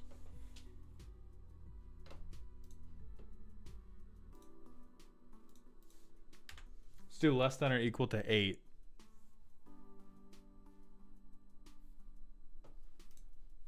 Oh, you can cast one of the sides. Okay. So then we do just care about room as big as possible.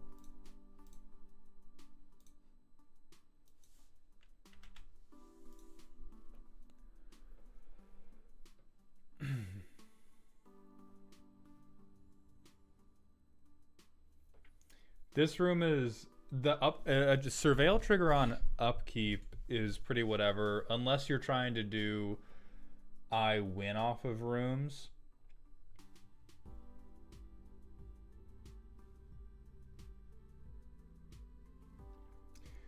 You would really like Fractured Realm. You would really like Dim Wobblet.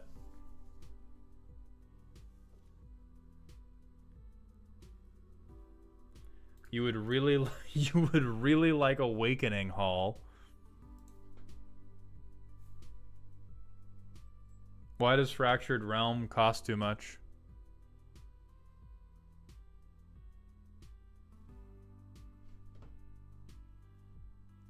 Oh, does it hit what I said it would hit? That, yeah, that, all right.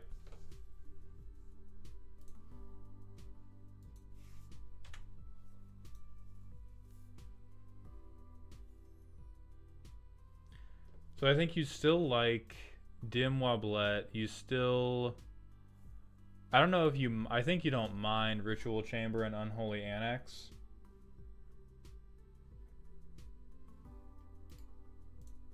Or like Locker Room or something like that.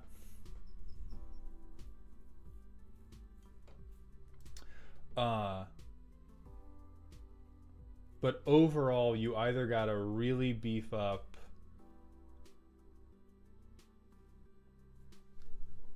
if you want to leave it up to God.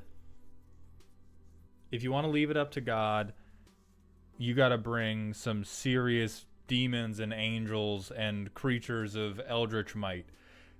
Other than that, you should not leave it up to God. I would recommend not leaving it up to God, because if you build a Marvo deck that you can,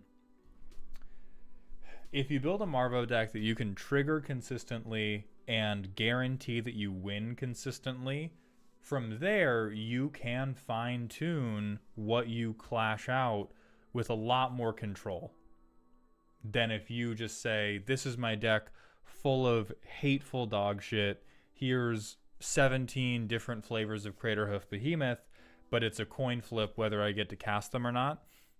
That's not going to be a very satisfying play experience. Now, stuff like Amanatu's Augury, like, honestly, there may be more in it with instants and sorceries than you think, because there's a lot of things like Amanatu's Augury, like 8 mana sorceries are fucking crazy. 8 mana sorceries are like fucking homebrew D&D spells. They are fucked up. They are fucked all the way up. Same goes for one with the multiverse. Like, a lot of 8 mana creatures don't get nearly as much done, or at least the 6 to 8 mana creatures you picked don't get nearly as much done as the 6 to 8 mana non-creatures you picked. Rena, what's up? Thank you for coming by the stream. Oh yeah, Arcane Endeavor? What are we talking about?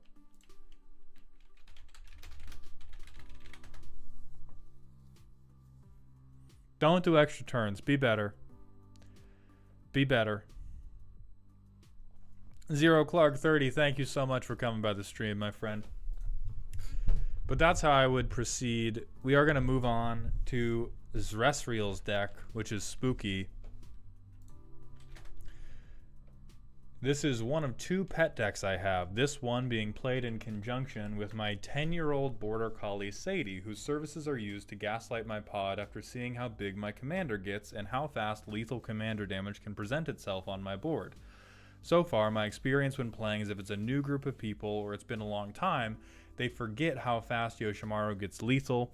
In subsequent games, the amount of removal increases and I become much more of a target, which is when I bring my dog into the game to distract and gaslight the other players. I love it and is deeply fucked up. That is good toxicity. That is the type of toxicity I sponsor and I stand for, is using sweet little puppies. Oh, we have an actual dog and pony show. We have a literal dog and pony show. At the low, low cost of completely denying ourselves any other colors, we have a white supremacist dog and pony show going on. Okay, so we have, whenever it attacks, get a counter. Whenever a legendary permanent enters, get a counter. Cyber Draco, where are you on the matrix? I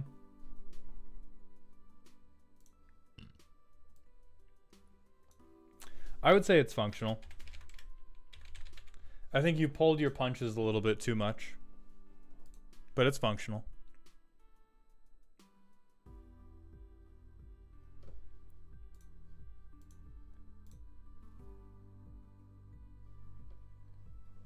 Animal control. Alright, so this is our interaction. I see we have as many legendaries as possible, which is very, very good. Give Yoshimaru a treat.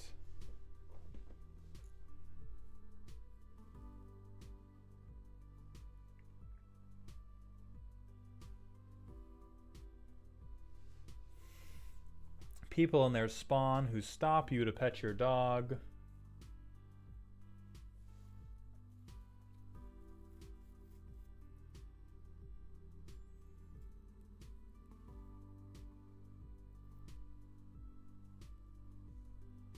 And we have 31 creatures, so it does make 4 4s.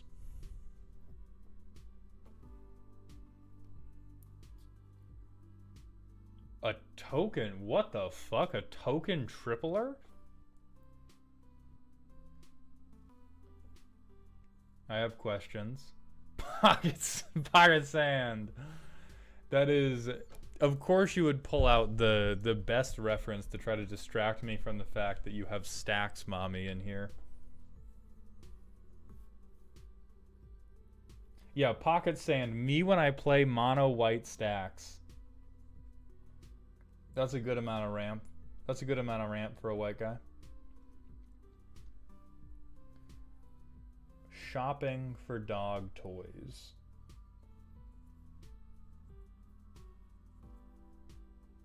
I think Beza's fine. I found that the tokens help when becoming the enemy number 1.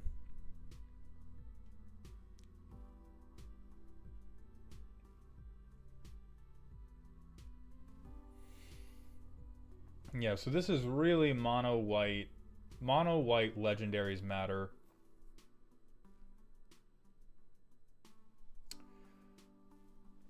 If the tokens are here to help with people ganging up on you. No, I'll hold it off. I'll hold it off.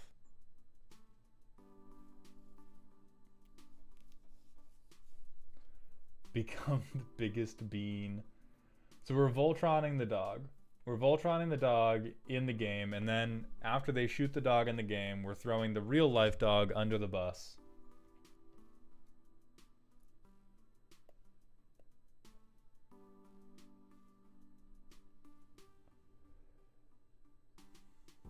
Dress Yoshimaru up. Get Yoshimaru a playmate. That's fucked. Okay, let's see what you can get done. Well, you get land tax, and so you win. You have Nyx.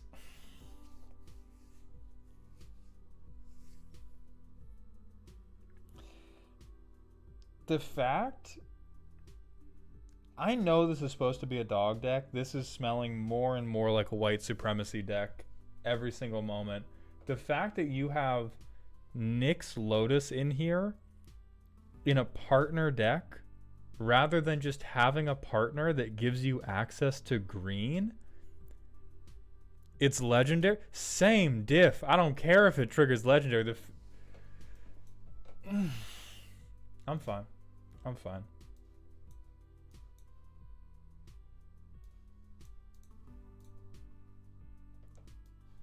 So we do Yoshimaru. We played this already.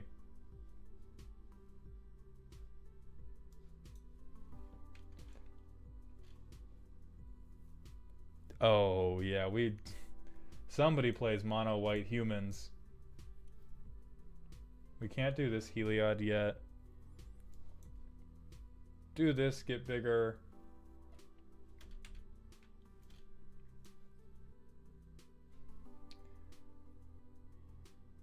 Fucking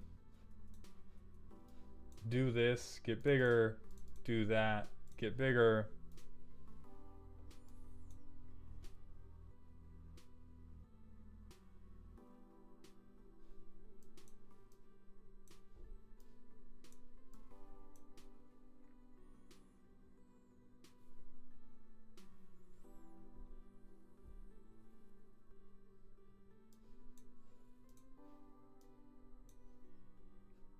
And then pretty quickly everybody dies, huh?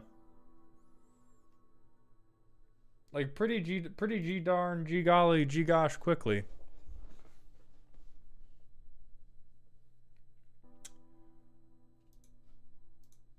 I think I have absolute faith that this works. I've played against Yoshimaru decks, and Yoshimaru legitimately like doesn't even need partner. It's that straightforward to get him going. I do question I question the token stuff. I question the token stuff primarily because if it's there as a defensive response to people trying to kill us, I think you would be better off with stacks pieces like Silent Arbiter. You are in mono white, and mono white is the color of two things. It is the color of Crusades, and it is the color of way too many goddamn rules about everything, which is also Crusades. And Crusades typically works best when you're all in on that. So if you're going to do mono white tokens, it's usually best to be doing mono white tokens as big and as broad and as hard as possible. Whereas in this deck, there's a lot of times where Ohertak is probably a dead card, where Oketra's Monument I'll believe in just because of the cost reduction.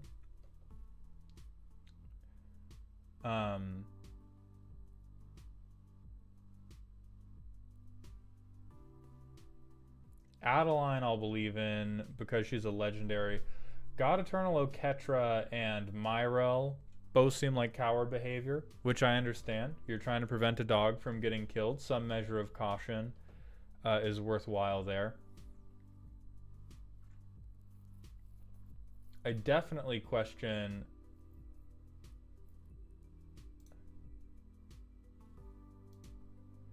I think most of your pocket sand section could be replaced with more accurate pocket sand to what your problems are. Your instincts to include a section where you go, no, no, no, no, no, no, no, no, no, is correct for the color that you're playing and for the strategy that you're playing. What I question is whether or not the stacks that you are bringing is accomplishing what you want it to accomplish or keeping you alive meaningfully. We do not want Kataki because we have a ton of artifacts in this deck. Also, what is happening with our curve? Yeah, that's bold. This is some bold shit from a deck. You got a 1-mana commander, which definitely helps, and it helps that you kind of stop at 5.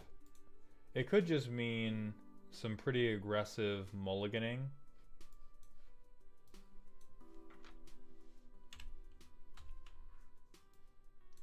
Boom, counter.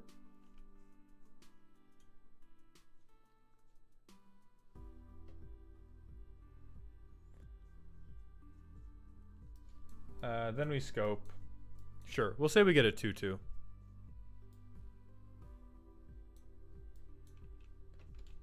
Next turn.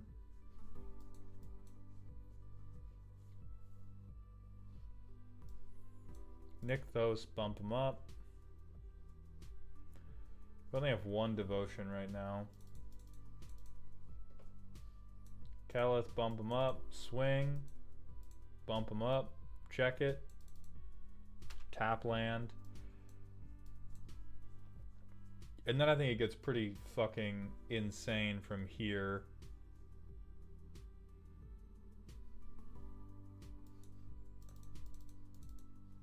Play this, bump it, play this, bump it. And then as soon as we get Cadeus, yeah, it gets pretty ridiculous.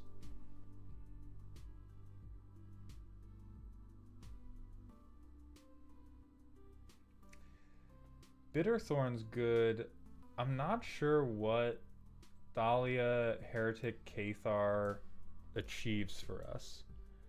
I do know what Teferi's Protection achieves for us. It is Cowardice. But you know, that happens. So we'll be swinging for 3 already.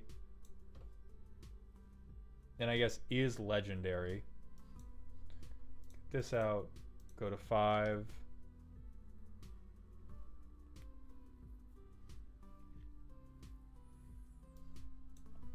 I think we tap out to move that over. It delays them a bit after being board wiped. Then I would bring you back to the argument of if you're trying to delay your opponents from beating you to death, I would do Silent Arbiter instead. Or Silent Arbiter on top of. But all Thalia is saying is, yeah, Crawl Space could also be good.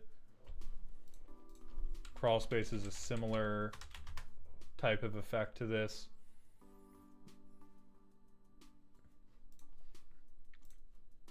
Or you would have some type of tax. Thalia also makes it easier to attack though. I mean, do we have no trample enabling in the entirety of the deck?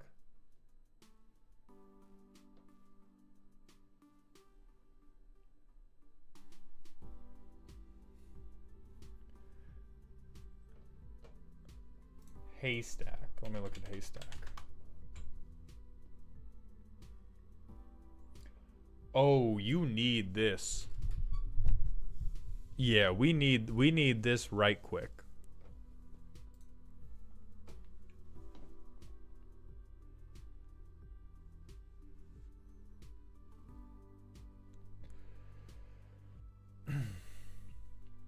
But hold on, I need to investigate this lack of trample and flying that I'm seeing.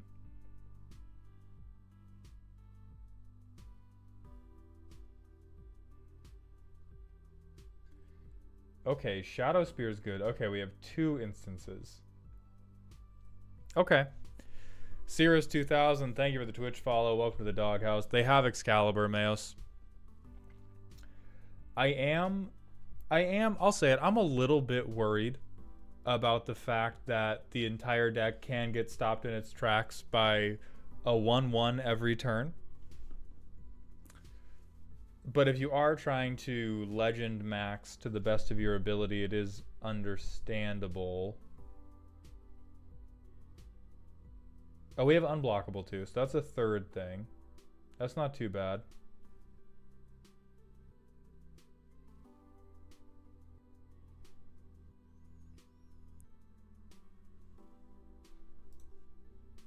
What's up, Toaster? Thank you for coming by the stream, my friend.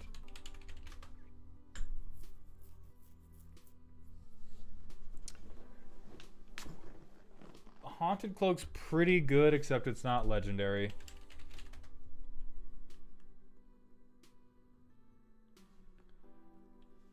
Landreval would be pretty good.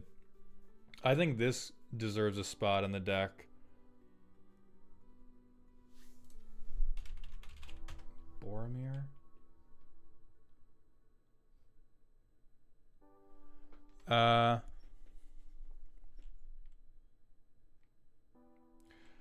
I think Boromir is only usable if their table is casting a lot of free spells. I would worry a lot more about...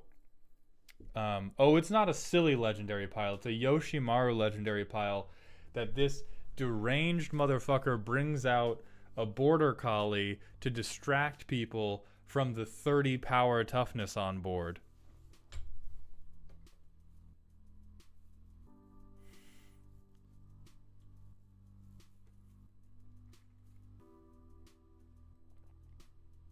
The Ozolith would also be pretty good if...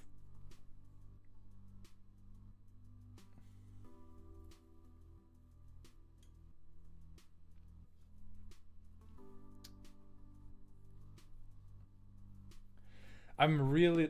Unless you are really in on making the joke dog and pony show, I really doubt that having Kelith here is more impactful than having access to green. Is this Kibler under an assumed name? Okay, so I've played against this deck as well. Let's not pretend that mono white 1/1 counters is some type of unique artifact of the universe that's only appeared in Brian Kibler's home because the stars aligned when Mercury was in retrograde. Pretty much anybody who has seen Yoshimaru has been like, I'm gonna do that shit. Rizzo1000, thank you for the Prime sub. Welcome to the dog home, my friend. I appreciate those Bezos bucks. Cathedral of Sarah, my lord.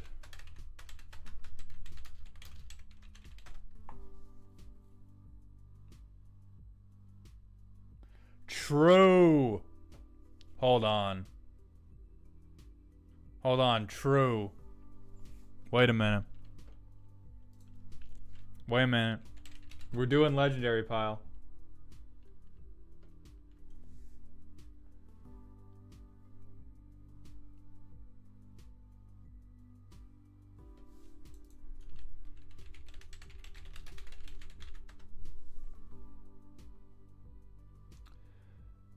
This card would be very hot. This card would be very, very strong for you.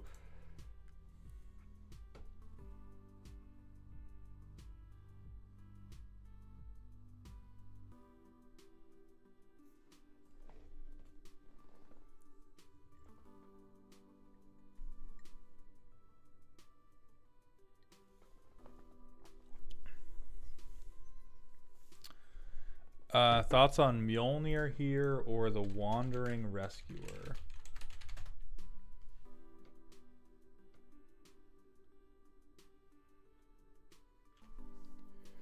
I think Wandering Rescuer would be pretty decent for you since you intend to have... If you intend to have Yoshimaru swinging out every single turn, which you should always have, then Wandering Rescuer essentially says sorcery speed removal... Sorcery speed targeted removal doesn't work against me.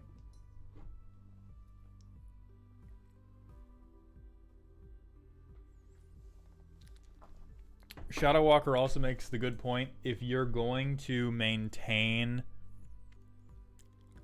the token creation, then something in your deck can be cut for... God damn it. For Dragon Throne of Tarkir to turn your tokens into a overrun win.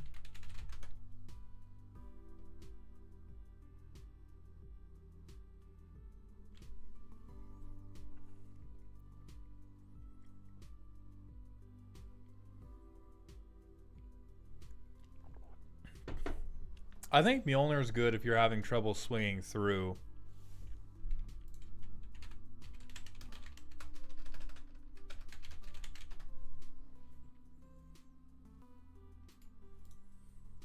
This would also go crazy. This would also go absolutely crazy.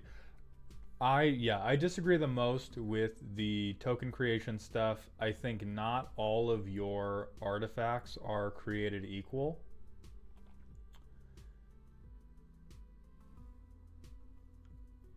I think Commander's Insignia in particular.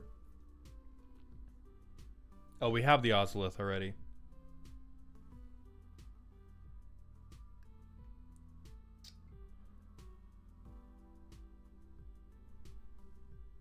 I think Andoril is good. I'm trying to compare, like, what is Flaming Fist better than? I think Flaming Fist is better than Heliod. I think it's better than Heroes Podium. It's 100% better than Icing Death, but Icing Death is kind of close to Mjolnir.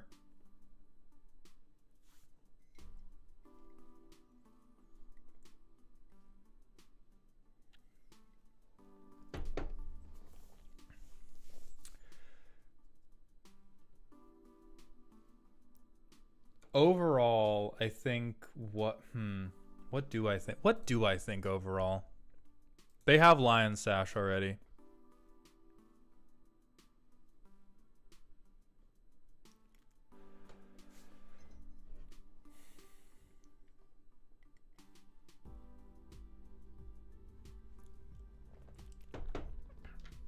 I think you've had the appropriate response to people beating the shit out of you with socks filled with quarters, which is the appropriate response to a deck like this. But I think it's been the appropriate response in spirit and not in the actual card selection. So you have tokens to defend yourself, and you have these stacks pieces to defend yourself. And I think it's the wrong stacks pieces, and I don't think the tokens are what you want to do to defend yourself. I think there's other better things that can make lethal faster. You are doing a very predictable ramp up, which is always something you want to kind of avoid. You want to be predictable enough that people don't treat you like Infect. If you're totally unpredictable, like Infect is, they just kill you before you can do anything. But if you're too predictable, you get into this situation where you have to trick people with puppies because they can count. And they spend the first game not counting, but then as soon as they know what they need to be worried about and they start counting, you just get fucking bodied. And I think there's a lot of cards like Flaming Fist and many of the other things we've suggested that can be much more explosive, particularly when people think that they have blockers up and you do something that gives them flying, or you have an extra thing that lets you tap down a creature. And that will make the deck more able to hang once people know what is happening. And I really question the need for white supremacy here, but I'll let you cook.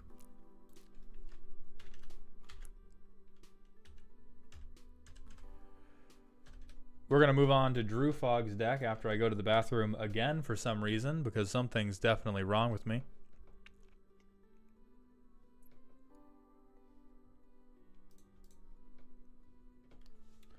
Horrible Nightmares.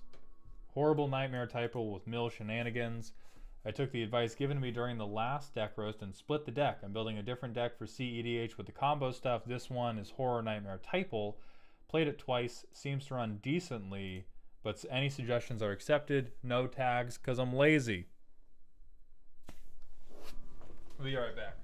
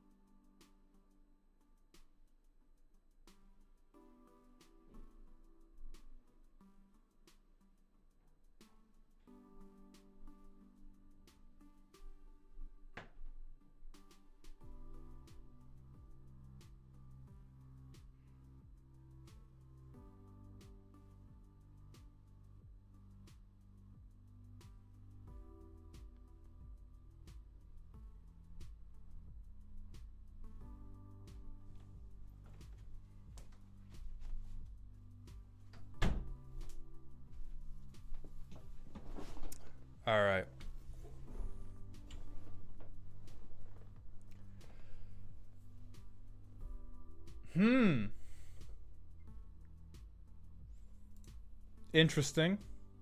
Was this spooky? Interesting. Okay, so this is Horror Nightmares. When he enters, or another Nightmare or Horror enters, exile stuff till they hit land, and he gets big for stuff your opponents own in exile. Shadow Walker, no, we're not going to do stream redeems in roast streams because they already go very, very long. Alright, so Aboleth Spawn. Nanook Live, thank you for the Twitch follow. Welcome to the Doghouse, my friend. Copy stuff, that's dope. Cost reduction on our stuff, that's fine. This says horror on it, unless you're doing the deepest call out. Yeah, Consuming Aberration is fine. It's mill. Exiling stuff, which is, yeah, that's fine.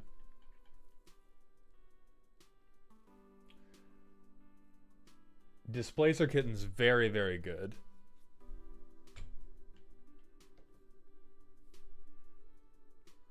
Oh, the Discord role? Yeah, I'll ping a mod about it. Rogue Iguana, thank you for the Twitch follow. Welcome to the Doghouse, my friend. Nightmare, but it gives us card draw. Nightmare. This one's just really bad. This is... Hey, my man. I think you put a draft card in here.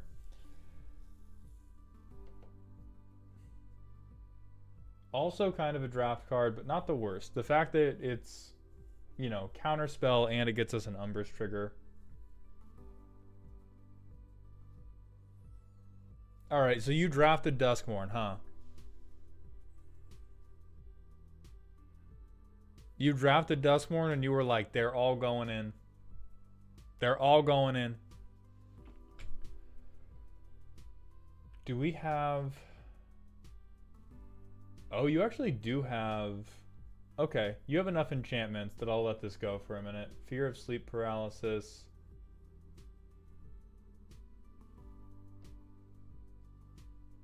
Sure, it says Nightmare. Shadow Walker did, Bean.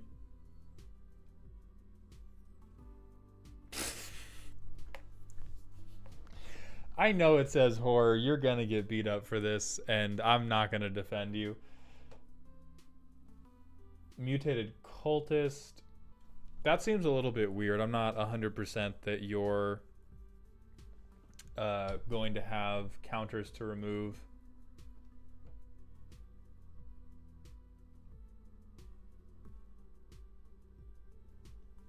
Okay, we got all the Overlords. I mean, the Overlords are just really good. Phyrexian Obliterator. Roaming Throne, of course.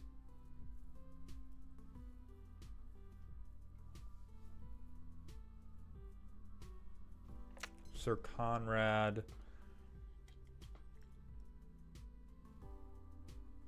Now the Mind Skinner is interesting. Hey man, I thought we fixed this. What? Why are we free counterspelling and vampiric tutoring in the tune down Nightmare Typal? Why we got all this shit going? Why we got Chrome? Why is Chrome Mox in the funny Nightmare hee Typal deck? Sure, Conjurer's Closet. Isochron Scepter. We're gonna have to beat the CEDH out of you, huh?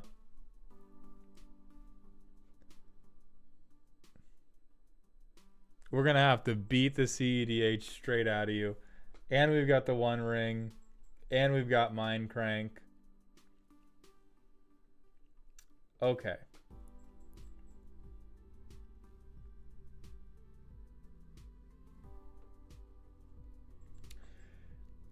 Then we have a lot of mill.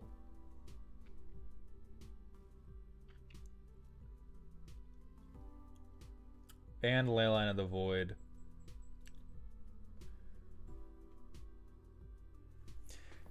I think this deck has managed to split the uprights yet again. There's We'll do some playtesting.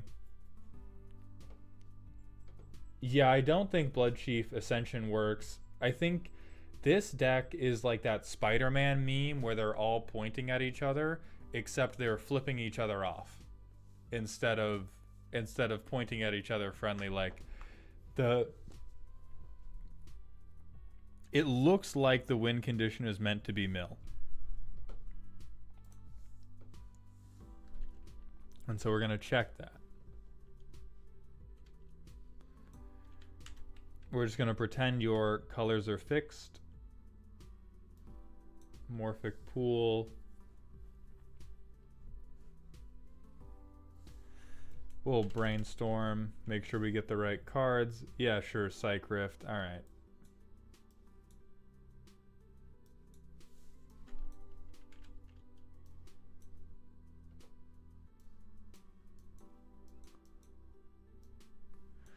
Osprey, this deck was submitted before, and it was much more.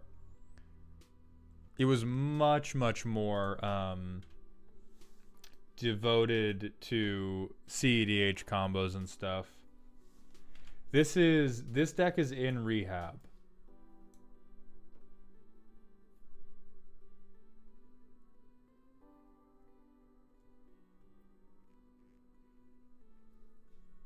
Alright, so we drop Umbris, we exile some stuff, and then next turn we can psychically corrode. We can hit Psychic Corrosion, and we can hit Aboleth Spawn, and we can do a little bit of exile milling.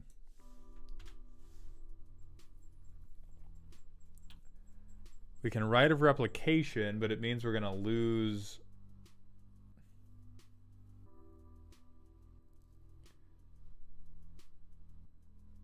Yeah, it looks like the only meaningful thing we can do here is cast Mind Grind, which is not a particularly meaningful thing to do. And now we have Counter Magic, and now we have one person.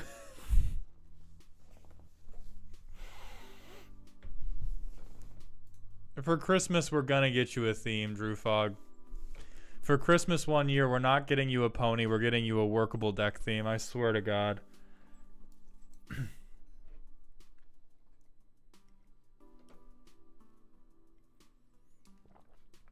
We'll give it one more try, but this is turn 9 and we're doing basically nothing. We have Mind Skinner and Rhystic Study in our opening hand, so that basically has to work.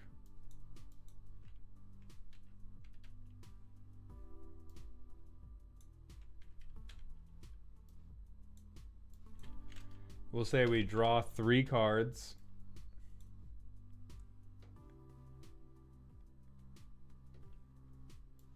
We'll put Mind Skinner down. Draw 3 more cards. We do that. They go to the exile. Everybody mills 10.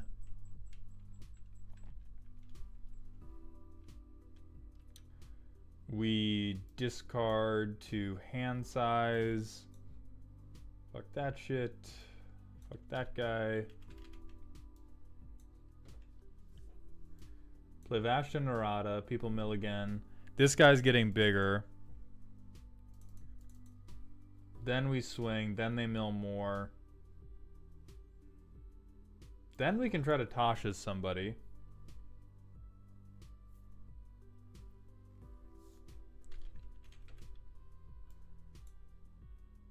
And this playthrough, and then we can Fractured Sanity.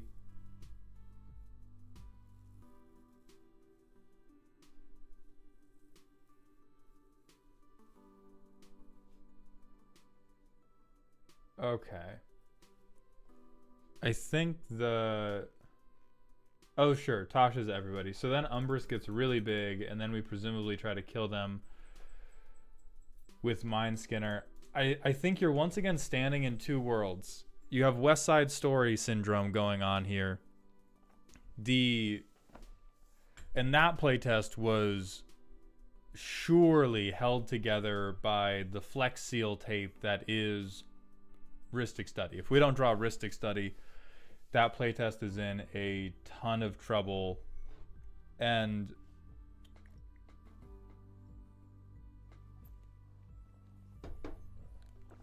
I think if you want mill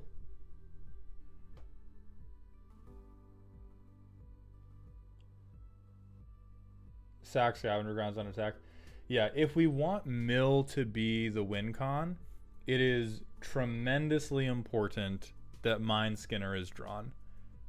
If Mind Skinner isn't drawn, this deck is tremendously slow Voltron. And if Mind Skinner is drawn, which it's got some real Chainsaw Man art, the Scav Grounds trick is really, really good, but it is also still angling for, because we have Mind Skinner, this is going to mean everyone mills like 50. And then you have a lot of stuff like Mind Skinner, Conrad, Mind Crank. So there's a lot of like, there's maybe 10 to 15 cards in this deck that are part of a tightly focused mill win con. And then there's like 30 cards of bullshit to try to water it down. And I think that wouldn't necessarily be an issue if they could work in parallel, but the way it works right now is you have a good deck we have a less severe version of the exact same thing that the previous deck was on, which is that we have this nesting doll situation of a tremendously good deck inside of a pretty deck. Because the version of this deck that draws Mind Skinner and the version of this deck that draws Cyclonic or Rhystic Study is unrecognizable. Like if we played 2 games with this deck, and in one game we said you're guaranteed going to draw Mind Skinner, and another game we said you're guaranteed to not draw Mind Skinner, I don't think anybody would think they were the same deck list. And if you're gonna have one card in there that is that important, I would have more wheels. I would have more like Bale Merc's fine, but I would have a lot more. I'm gonna go find this guy so that the game plan can actually start going, because other than him, the only game plan appears to be a tremendously slow Voltron game plan. My favorite, the casual Cabal coffers. And see, we have the tutor. This is getting the motherfucking Mind Skinner. We might not have the mana to cast him. We'll figure it out. We might not have the mana to cast anything, actually.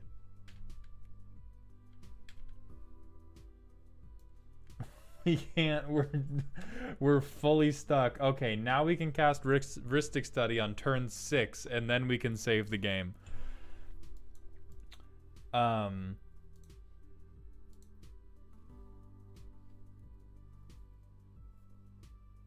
I think this smells to me like you built a true Nightmare Typal deck for Umbris and then said, there's no way it's supposed to be that bad. I want to put some mill combos up in this shit.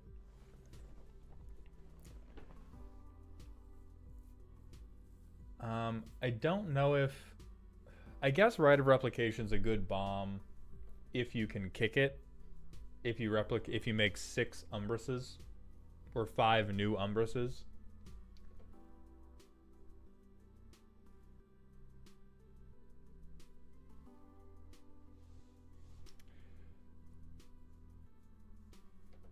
But yeah, if you're going to do...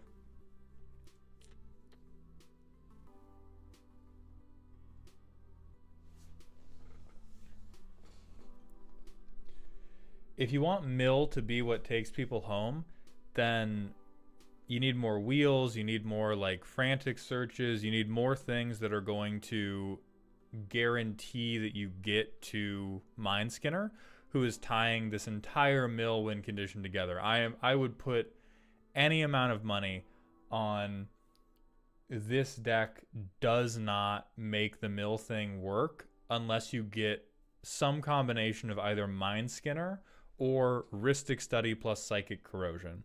If you're not getting those combinations down, then the mill is just not happening. And I think pinning your hopes for a deck's entire sub-theme onto 3 cards, extremely risky behavior. And if you're going to go on to the Nightmare Horror Typal strategy, I would lean more towards Umbrous clones and like breaking the legendary rule so that you can have more bigger creatures. Or I would slap a Dragon Throne of Tarkir onto Umbrous so that he can make all of your other very bad horrors and nightmares into extremely good creatures. Because it's really easy to stop the 1/30/30. It's very hard if you put the 30/30 in the Star Trek chair, tap him, and then you have a whole board full of 30/30s. And if you move away from the mill, you don't even need to cut Mindskinner. I think Mindskinner gives you a mill win condition literally by itself. I think you could cut every other mill card for card draw, for wheels, for anything you wanted. And you could still have just as good a mill deck as you currently have.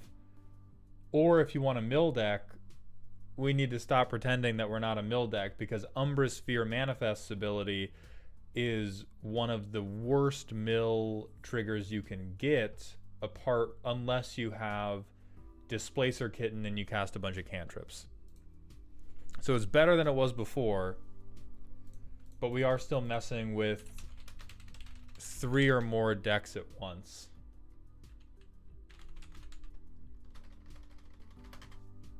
What's Dimir Machinations?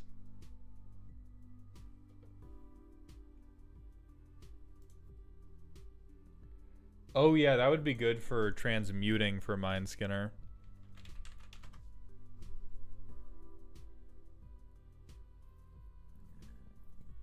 Perplex is also hateful.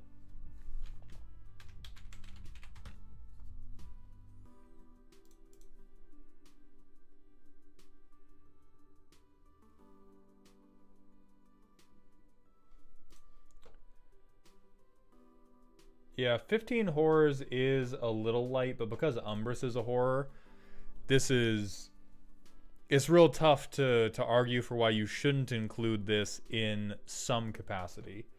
No matter what you do, I would look for Nagathrod, but I would again decide, like, is Mill where I really, really want to be? Because you have so many cards in here that say Mill is 100% how I want to win this game, but some nightmares and some horrors are going to be standing around while I do it.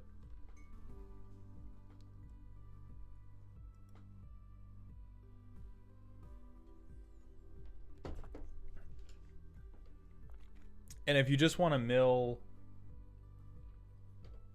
a little bit because you like being rude, that also makes sense. But I would get rid of the stuff that's non-bowing each other. Like Blood Chief Ascension and One Ring to Rule Them All are doing the Spider-Men flipping each other off meme with Leyline of the Void, with Douthie Voidwalker, with half of your Exile the Graveyard tricks. And so at minimum I would dump those.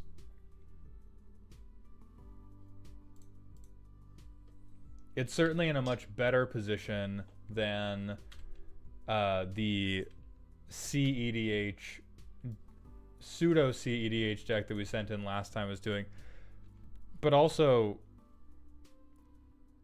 we have a tutor on our opening hand, and we have Rhystic Study, and there's Like, really, there's nothing worth getting. I did Mind Scanner the last time, and I think I was trolling. If Rhystic Study is in the deck and you can tutor for Rhystic Study, there's almost no point in tutoring for anything but Rhystic Study.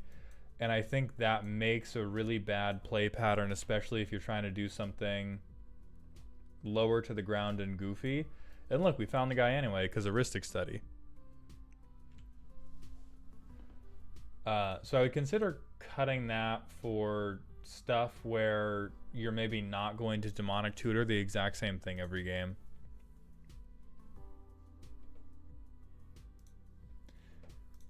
With that, we're going to move on to Rival Thoughts deck, which is a spooky deck. Hey Mauld, you said my last deck was basically a draft deck, so now I present to you an actual draft deck. My LGS does a commander league where everyone opens a box of a particular set, makes a deck, and each week you buy 2 to 3 packs to add to the deck. I managed to win, and now I'm trying to upgrade the deck for normal play. Unfortunately, I'm being pulled in a few directions because I need to fill in the gaps during the draft, and I still like them. We're here to make tokens, sack creatures, touch cards, and bleed people for all they're worth. Wick the Champion. Oh my god, you won with fucking Wick? Mocatality, thank you for the Prime sub. Welcome back to the dog home, my friend. Thank you for those Bezos bucks. Steel Duck, I have no idea. Prof hasn't asked me to be on again, and I have not been like sliding into DMs asking if I can get back on. Okay, so 4 mana. We're gonna make snails. We've got Minsk and Boo, but a little bit worse because we have to pay mana. $130, yeah, that's a draft deck.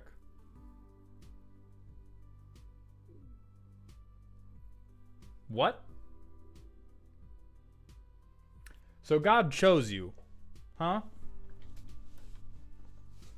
This is how I won my draft commander league with omniscience. With omniscience and power balance. What else? With Sword of Hearth and Home.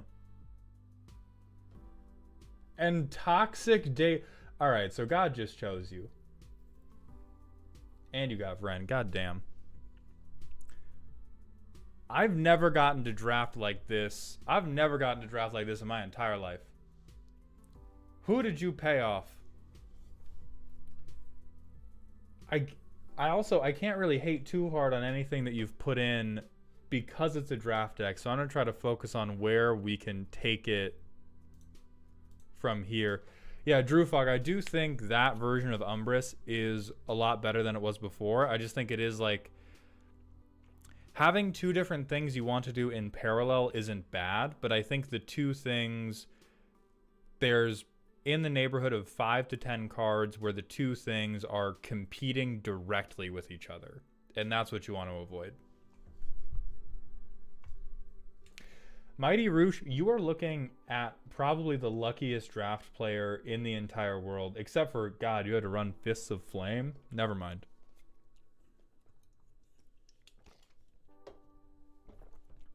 Oh, you did this after the draft. So you drafted a deck and you went, how do I fix this?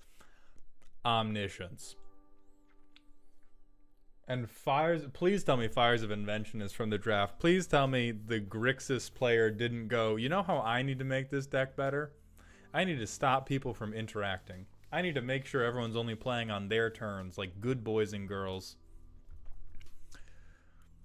Mighty Rouge, thank you for the tier 1 Twitch sub. Welcome to the dog home, my friend.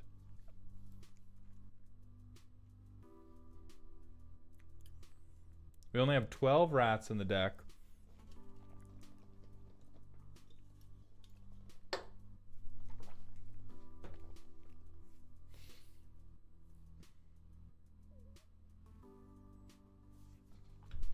Now, in general, we want to make rat tokens.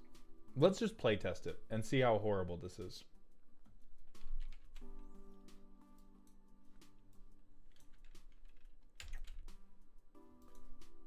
Wait, we can't do that. We only have colorless. Okay, MDFC. We're paying the 3 life. We are paying the 3 fucking life.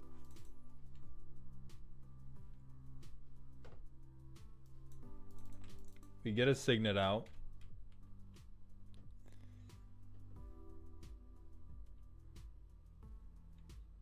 I think we dump...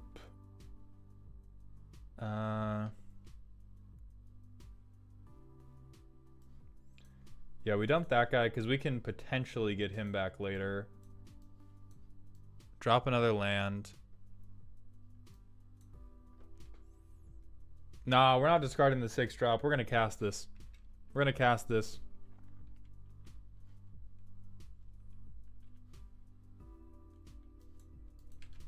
Then turn 5. Marchesa!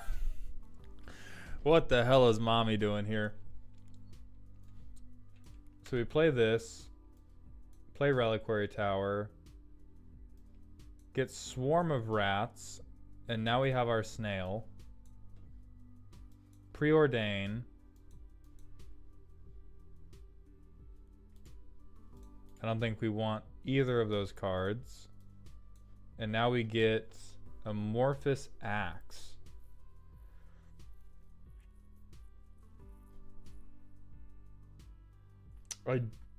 I mean, this has to be left over from the draft, I think, because this doesn't...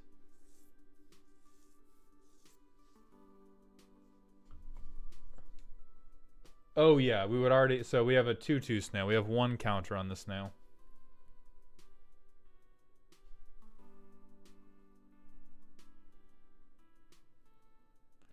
Oh, we can axe to put the counters on Wick instead. Voltron Wick sounds like the type of strategy that's cooked up precisely for a 1v1 draft Commander Knight. I don't think there's... I do not think there... I mean, I guess you can put it on whoever you want. I have a Voltron Wick deck for 4v4. Well, Mighty Roosh, I wish you the best of luck continuing to beat up children. Oh, it lets you sack anything in an emergency. Okay, I'm with that.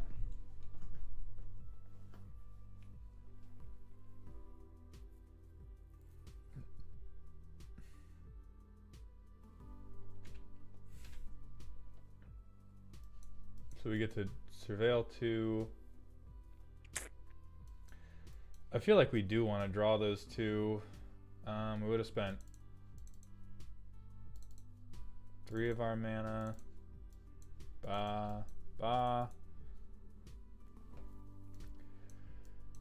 So if we get this on Wick, it's turn 8.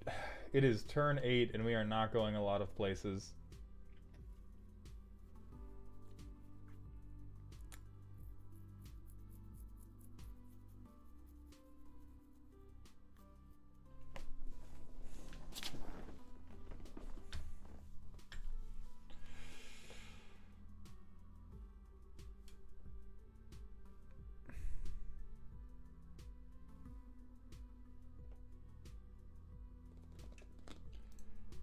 Okay. We'll try one more playtest. That one did not feel tremendously good to me. Shadow Walker, thank you for the 100-bit cheer, my friend. Welcome to Dog Heaven. Oh, you're already in it.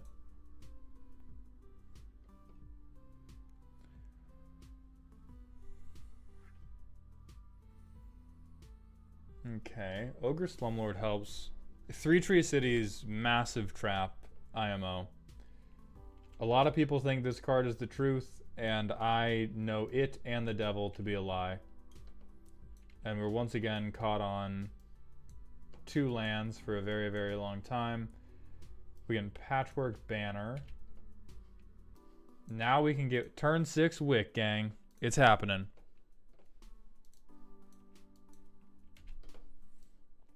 Now we get an island. Rat, counter. Rat, counter.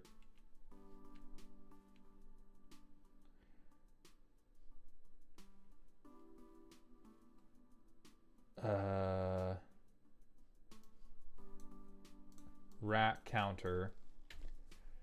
And then next turn, I feel like we would probably sack the rat to draw 4.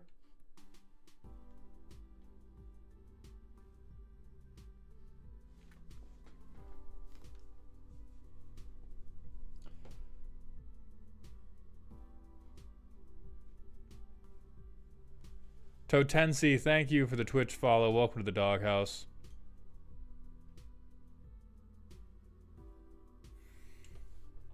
Like, I think the best thing that this deck can do is draw a decent amount of cards for red, black, blue.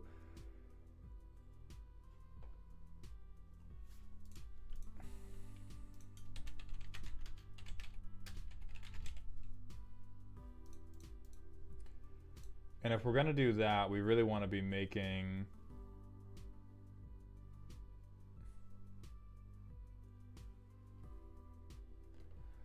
Oh, the Scryfall Searcher is just absolutely fucking me, huh?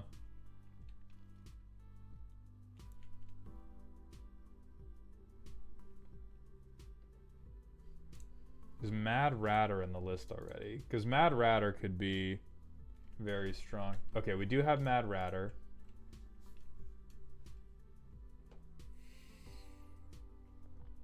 I think you would want something like Maronar.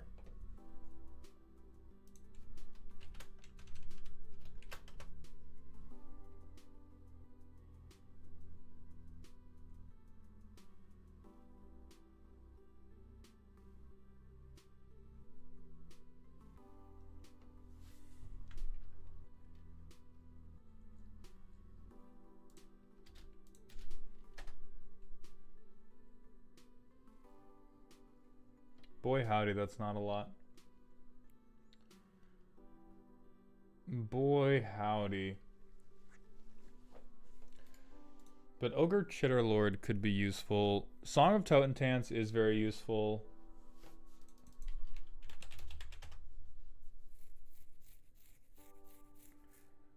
Oh, Pack Rat, yeah.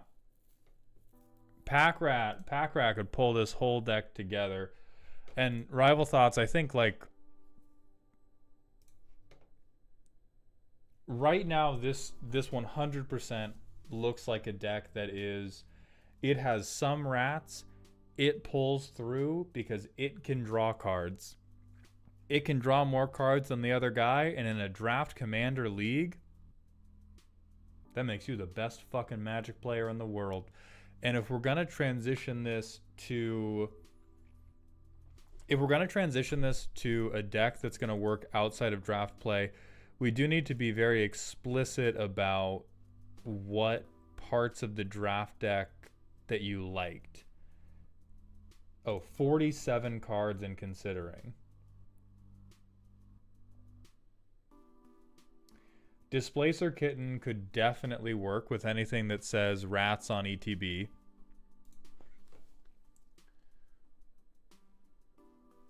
Ink Eyes, if you just want to do Rat Kindred, could work.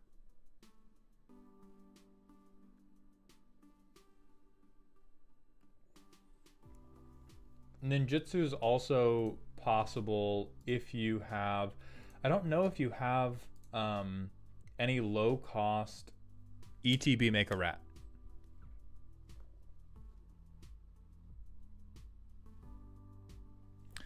Okay, it's been doing well even outside the league. Please be explicit. What is it doing well?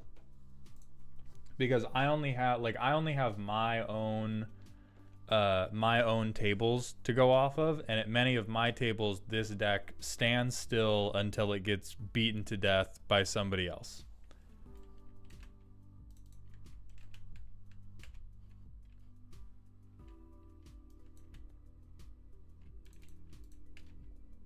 Because we go...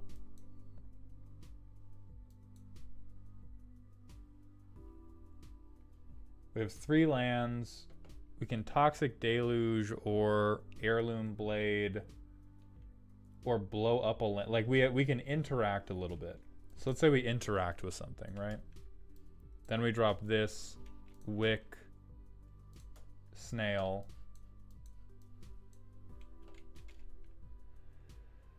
And then Tangled Colony. Get this up. Put this on board to equip a different turn. Blade of Selves. Which, Blade of Selves, Tangled Colony. Hey, that'll do it. That I believe in. Right? Turn 7, they let this happen. You get a couple Tangled Colonies. Maybe everyone's smart and they don't block it, and so you only get the 2 ETB triggers.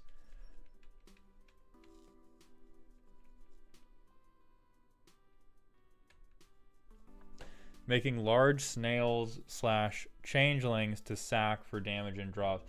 Yeah, and that's the wave that we're trying to be on then. Because a lot of the things that we're talking about with better, like especially Pack Rat, which is better ways to make rats,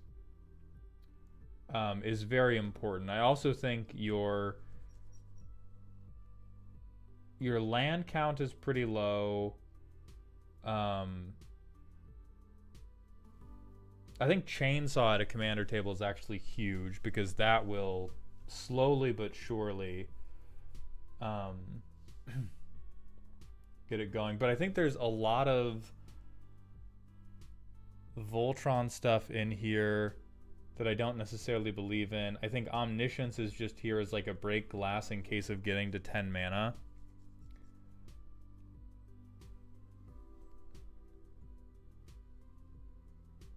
And a lot of the creatures are... Gev, I really don't believe in.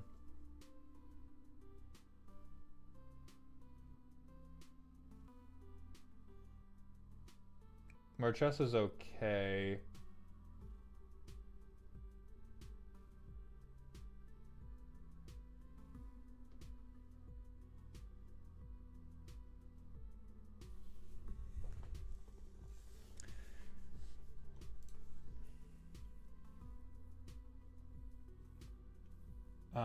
Locust God is like... Locust God would be if you wanted to lean hard into...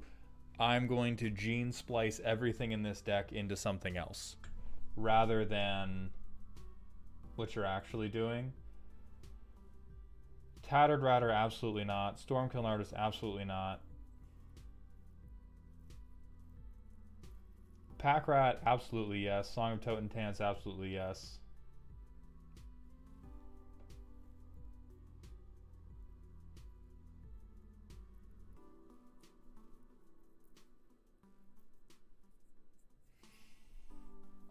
I think Coin Counter is also a meme. Transmogren's Crown I do like.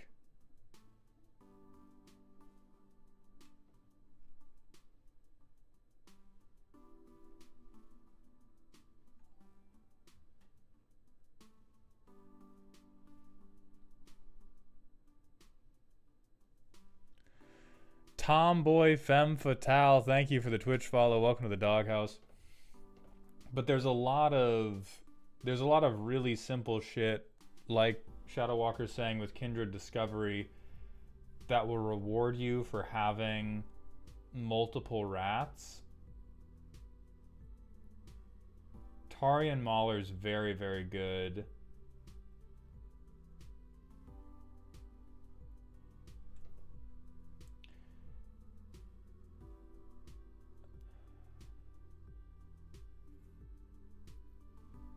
Yeah, you're kind of on like half Voltron, half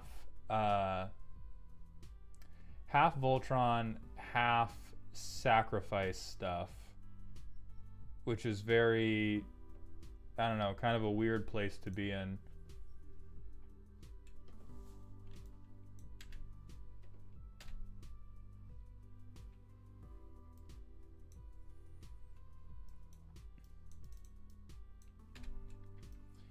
We also got to do anything in the world to fix your mana base.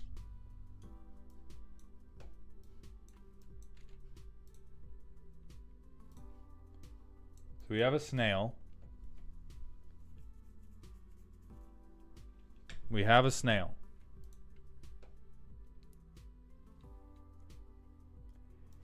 Play rat. We have a slightly bigger snail. Do that. Play that. Surveil 2. We don't like that. We don't care about that. Draw 2. Arcane Signet doesn't matter for us anymore. So free rat. And then we put maybe this on the guy that... Oh, no. Which guy can't be blocked? Yeah, this guy can't be blocked.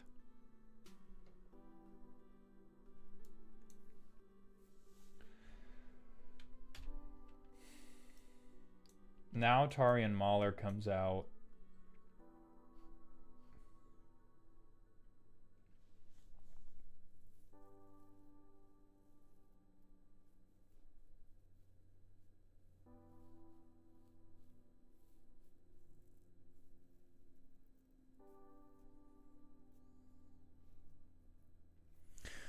All right, I'm kind of picking up what you're putting down, and it's leading me more and more towards the primary issue that I take with the deck being the dramatic difference in card quality.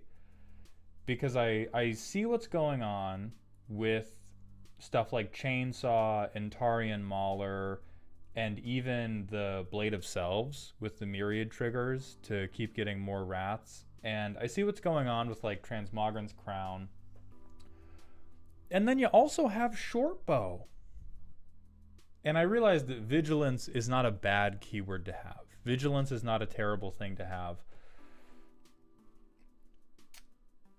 But we have Persistent Marshstalker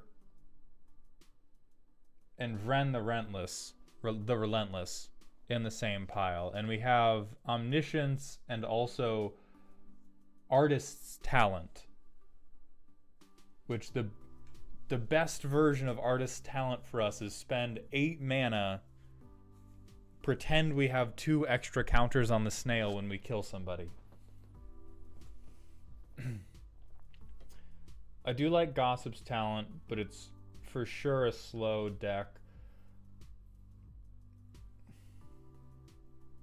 I think Goatnap is jokester behavior if you don't have Maskwood Nexus.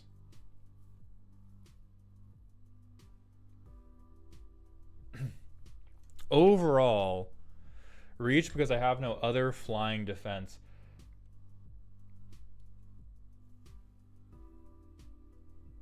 I mean, at that point, you just got to kill the player. If you say, I'm really vulnerable to flyers, 1/2 mana equipment, you're better off. You never go past the second one on Artist Talent, then I would probably cut it. Or actually, I don't know. Blue, you draw enough that I guess the draw discard is worthwhile, but I think that... Dog, you got Sugar Rush in here? No. Power buffing works. Okay, power buffing works. I'm being reasonable. I'm a reasonable man. I just wanted to show you Goatnap because it's funny. True, Goatnap is funny.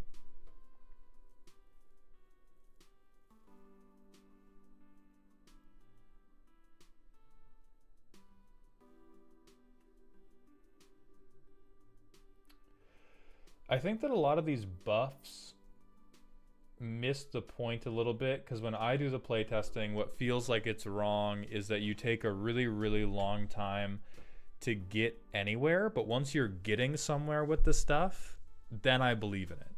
You have a couple like good synergies in the deck. You have a couple good synergies in the deck that I do think work well with like your bounce stuff, with things like Tarian Mauler, and I swear to God you had a couple ways to bring things back from the graveyard. And so those things I really believe in. And then you also have shit like Shortbow.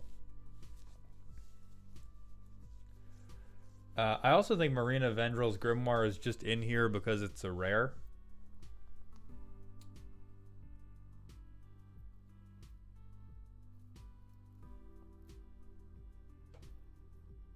I think like also Gavel of the Righteous, also Bloodforged Battle Axe. Like I think very few of your Voltron pieces are similar in effectiveness, and they could be really effectively replaced by Frantic Search. This deck loses to the Frantic Search test over and over and over and over and over. Where half the cards you draw, you would rather draw a Frantic Search. I think Reef Worm can be replaced by Pack Rat basically instantly, because you draw enough cards for a discard outlet to be usable. Do they have enough colors to make the medallions worth it? They could. I've never personally had a lot of success with the medallions. We're not doing Rat Colony, Mocatality. You stop. You stop.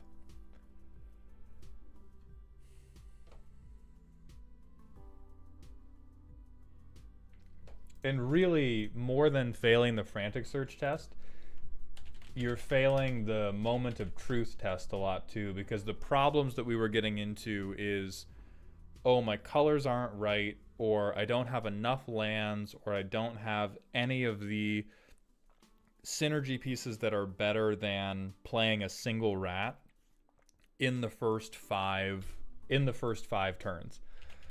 And so what I would fix is ponder some orbs, have some truthful moments, search frantically, fuck Gev.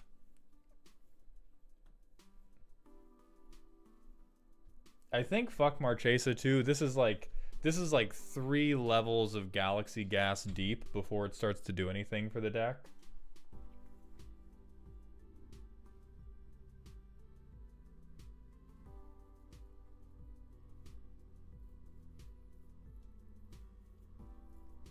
And then this is just straight up not a rat.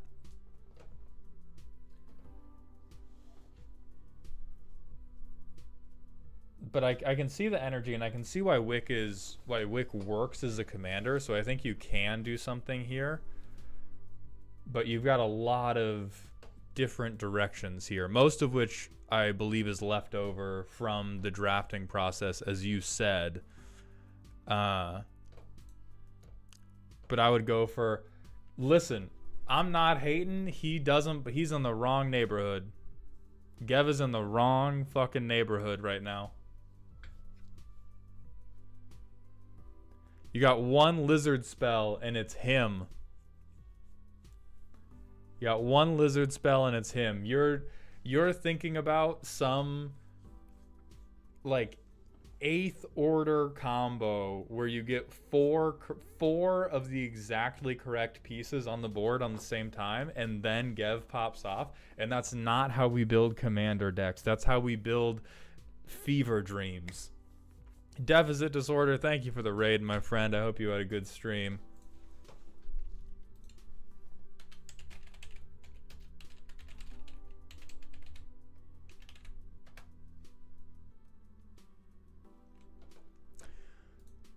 But we're going to move on to Crazy Moose's deck, which is Welcome to the Bard Experience, where I have a bunch of dragons and I'm tapping something I definitely shouldn't. This deck brings a whole new meaning to spicing up your fun with bad dragons, because what's a little mischief among friends? Sometimes things are more fun when done horizontally, especially when you're swinging for the win while they're left wondering where it all went wrong. Probably when the DM lets you roll for seduction. That's a big primer. That's a brave primer. So Moose, you better fucking show me something. You better show me something. This deck do. Ojutai, Soul of Winter. 7 mana honker. Flying Vigilance. Whenever a dragon you control attacks, tap target non-land permanent an opponent controls. That permanent doesn't untap during its controller's next untap step.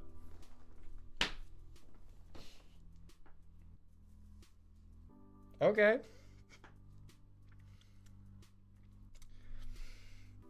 We've seen a lot of horny primers like this We've seen a lot of horny primers.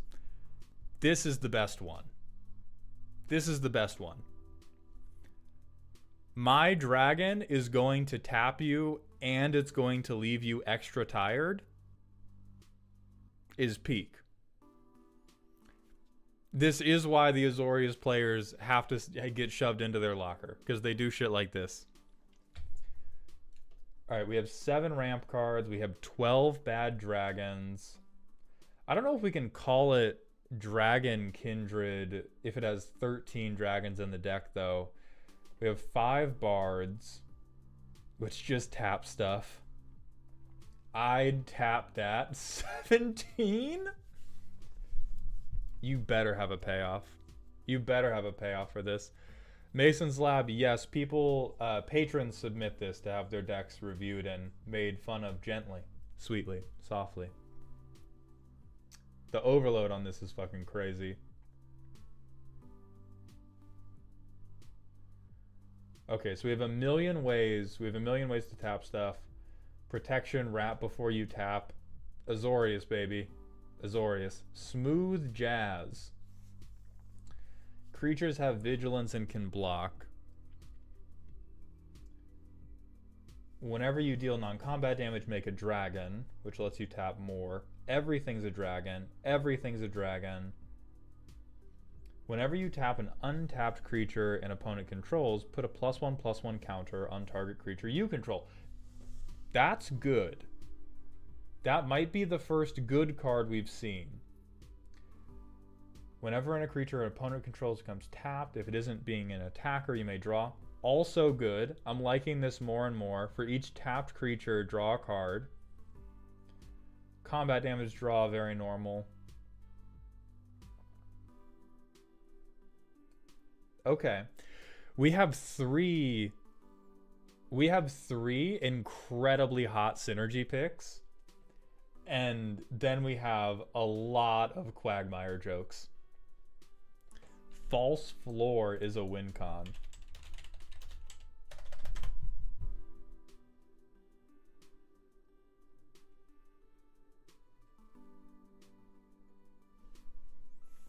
Why are you lying? Why would you come on the internet and lie in chat? False floor is how we shoot our own kneecaps off.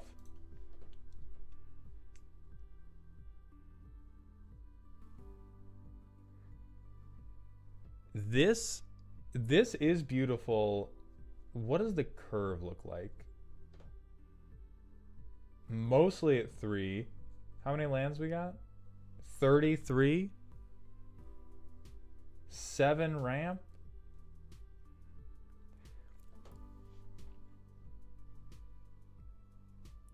I think you definitely want Hilda, because Hilda has the best things about this deck in terms of playability are the benefits you get for tapping the untapped creatures.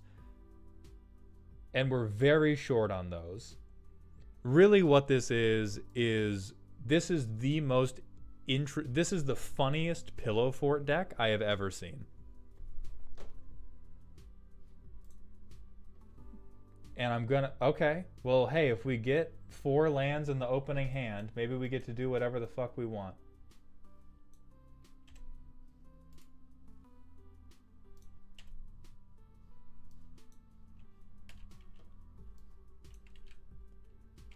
Maybe, all you guys who thought we weren't going to hit our land drops, have you guys tried drawing better?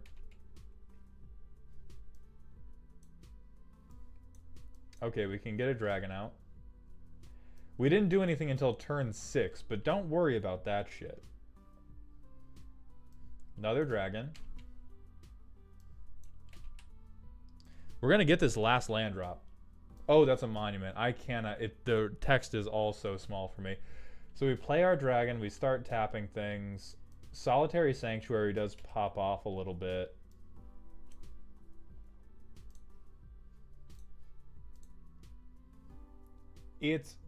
The theme is beautiful. Fully, you are stunting on Instagram with a rented Ferrari. I have so little belief in my heart that you can afford to do any of the silly, silly things you are talking about doing in this deck, and it breaks my heart. I think because your tap payoffs are because the tap payoffs are so few and far between, you can absolutely afford to have more artifact ramp or more card draw. Has every one of these decks so far literally done nothing until turn 6, 7? Yes, we've had a ton of Minecraft creative mode decks going on. They do have they have Blind Obedience and Authority. They just don't have Thalia. But I don't think you need or can afford as many of these as you have with so few tap payoffs and so little ramp. I wouldn't say more tap payoffs, more draw. I would say either more tap payoffs or more consistent dragon resolution or faster dragon resolution. And faster dragon resolution can either happen through more mana rocks or it can happen through more card draw to hit your land drops more regularly. But if we're going to have if we put this deck through one of my favorite things to do, which is the priority check, which is just checking according to your tags, what does your deck actually want to do? First and foremost, your deck wants to draw lands, which is good. That should be number one for most decks. After lands, you primarily want to tap creatures. After that, you primarily want to resolve dragons. After that, you want to draw cards. Then you want to reduce the cost of your things. Smooth Jazz is not really the best tag, but you only have 2 to 3 tap payoffs. And so the thing that you are doing the most of in your deck can benefit you the least. Your creatures already have pseudo evasion because they're going to be dragons, so they're all flying. So you shouldn't need to be tapping things down to beat people to death anyway. The things you should be wanting to tap people down for are for Hilda, to make a funny joke, or to hit Verity Circle or Solitary Sanctuary. And so if there are more cards like those 4 that exist, I would get those in over a couple of your I'd tap that cards. If those cards don't exist, then I would still cut a couple of I'd tap that cards and I would put in additional ramp, additional card draw, stuff that's going to, everybody has a hilarious good time deck until somebody asks them, how does it win? And I think this deck can swing through for meaningful amounts of damage, but I think it takes a really, really long time to set up. Do not play Winter Orb, Dog Sauce. You go to your corner. And you think about what you've done. So tapping down is more to prevent some ability activation and allow me to attack without threat of swing back. It can be. I'm not trying to tell you what it has to be.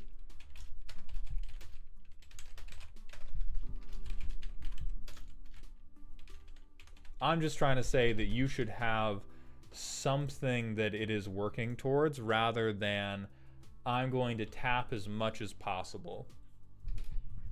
That's not good behavior. You want to tap for a purpose. That makes it feel better. That makes it feel much more intimate.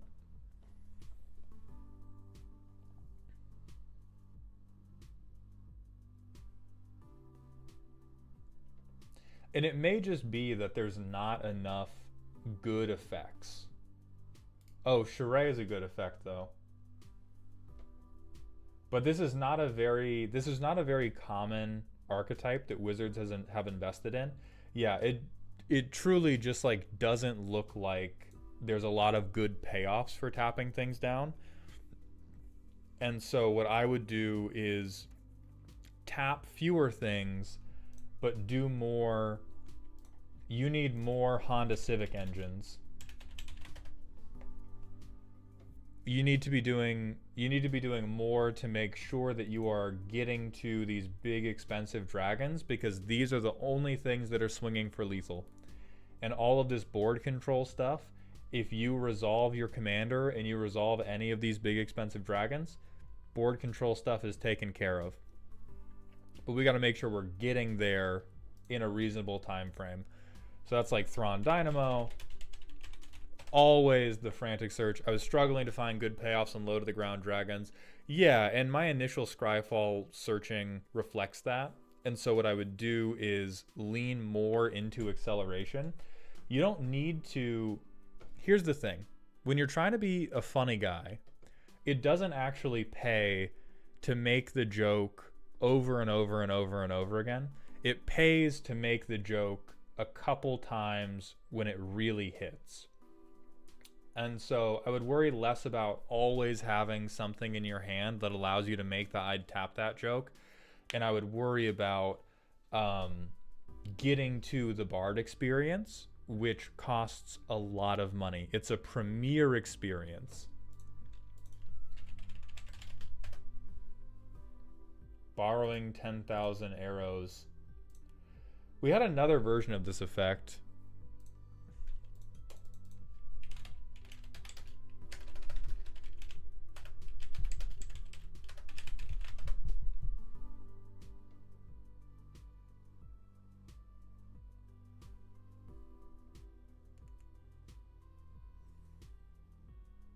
That's also decent. This could be like a mass tapper for later on. So overall, I really like this. I think the theme is very funny. And I think it can actually grind out a sort of control-y win. I just think it's on the slow end right now. In service of the bit, which is always great, but I think it's too in service of the bit.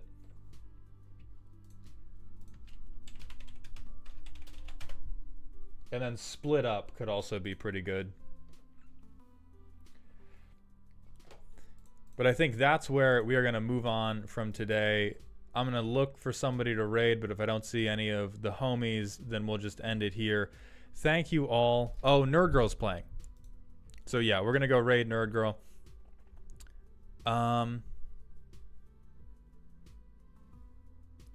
Yeah, fuck it. We'll keep going with Father is in Residence. She won't know what the hell that means. So thank you all for watching, for following, for subscribing. I hope you're having a good week. I'll be live again Saturday at 1 p.m. doing more deck roasting. And please remember to stay toxic.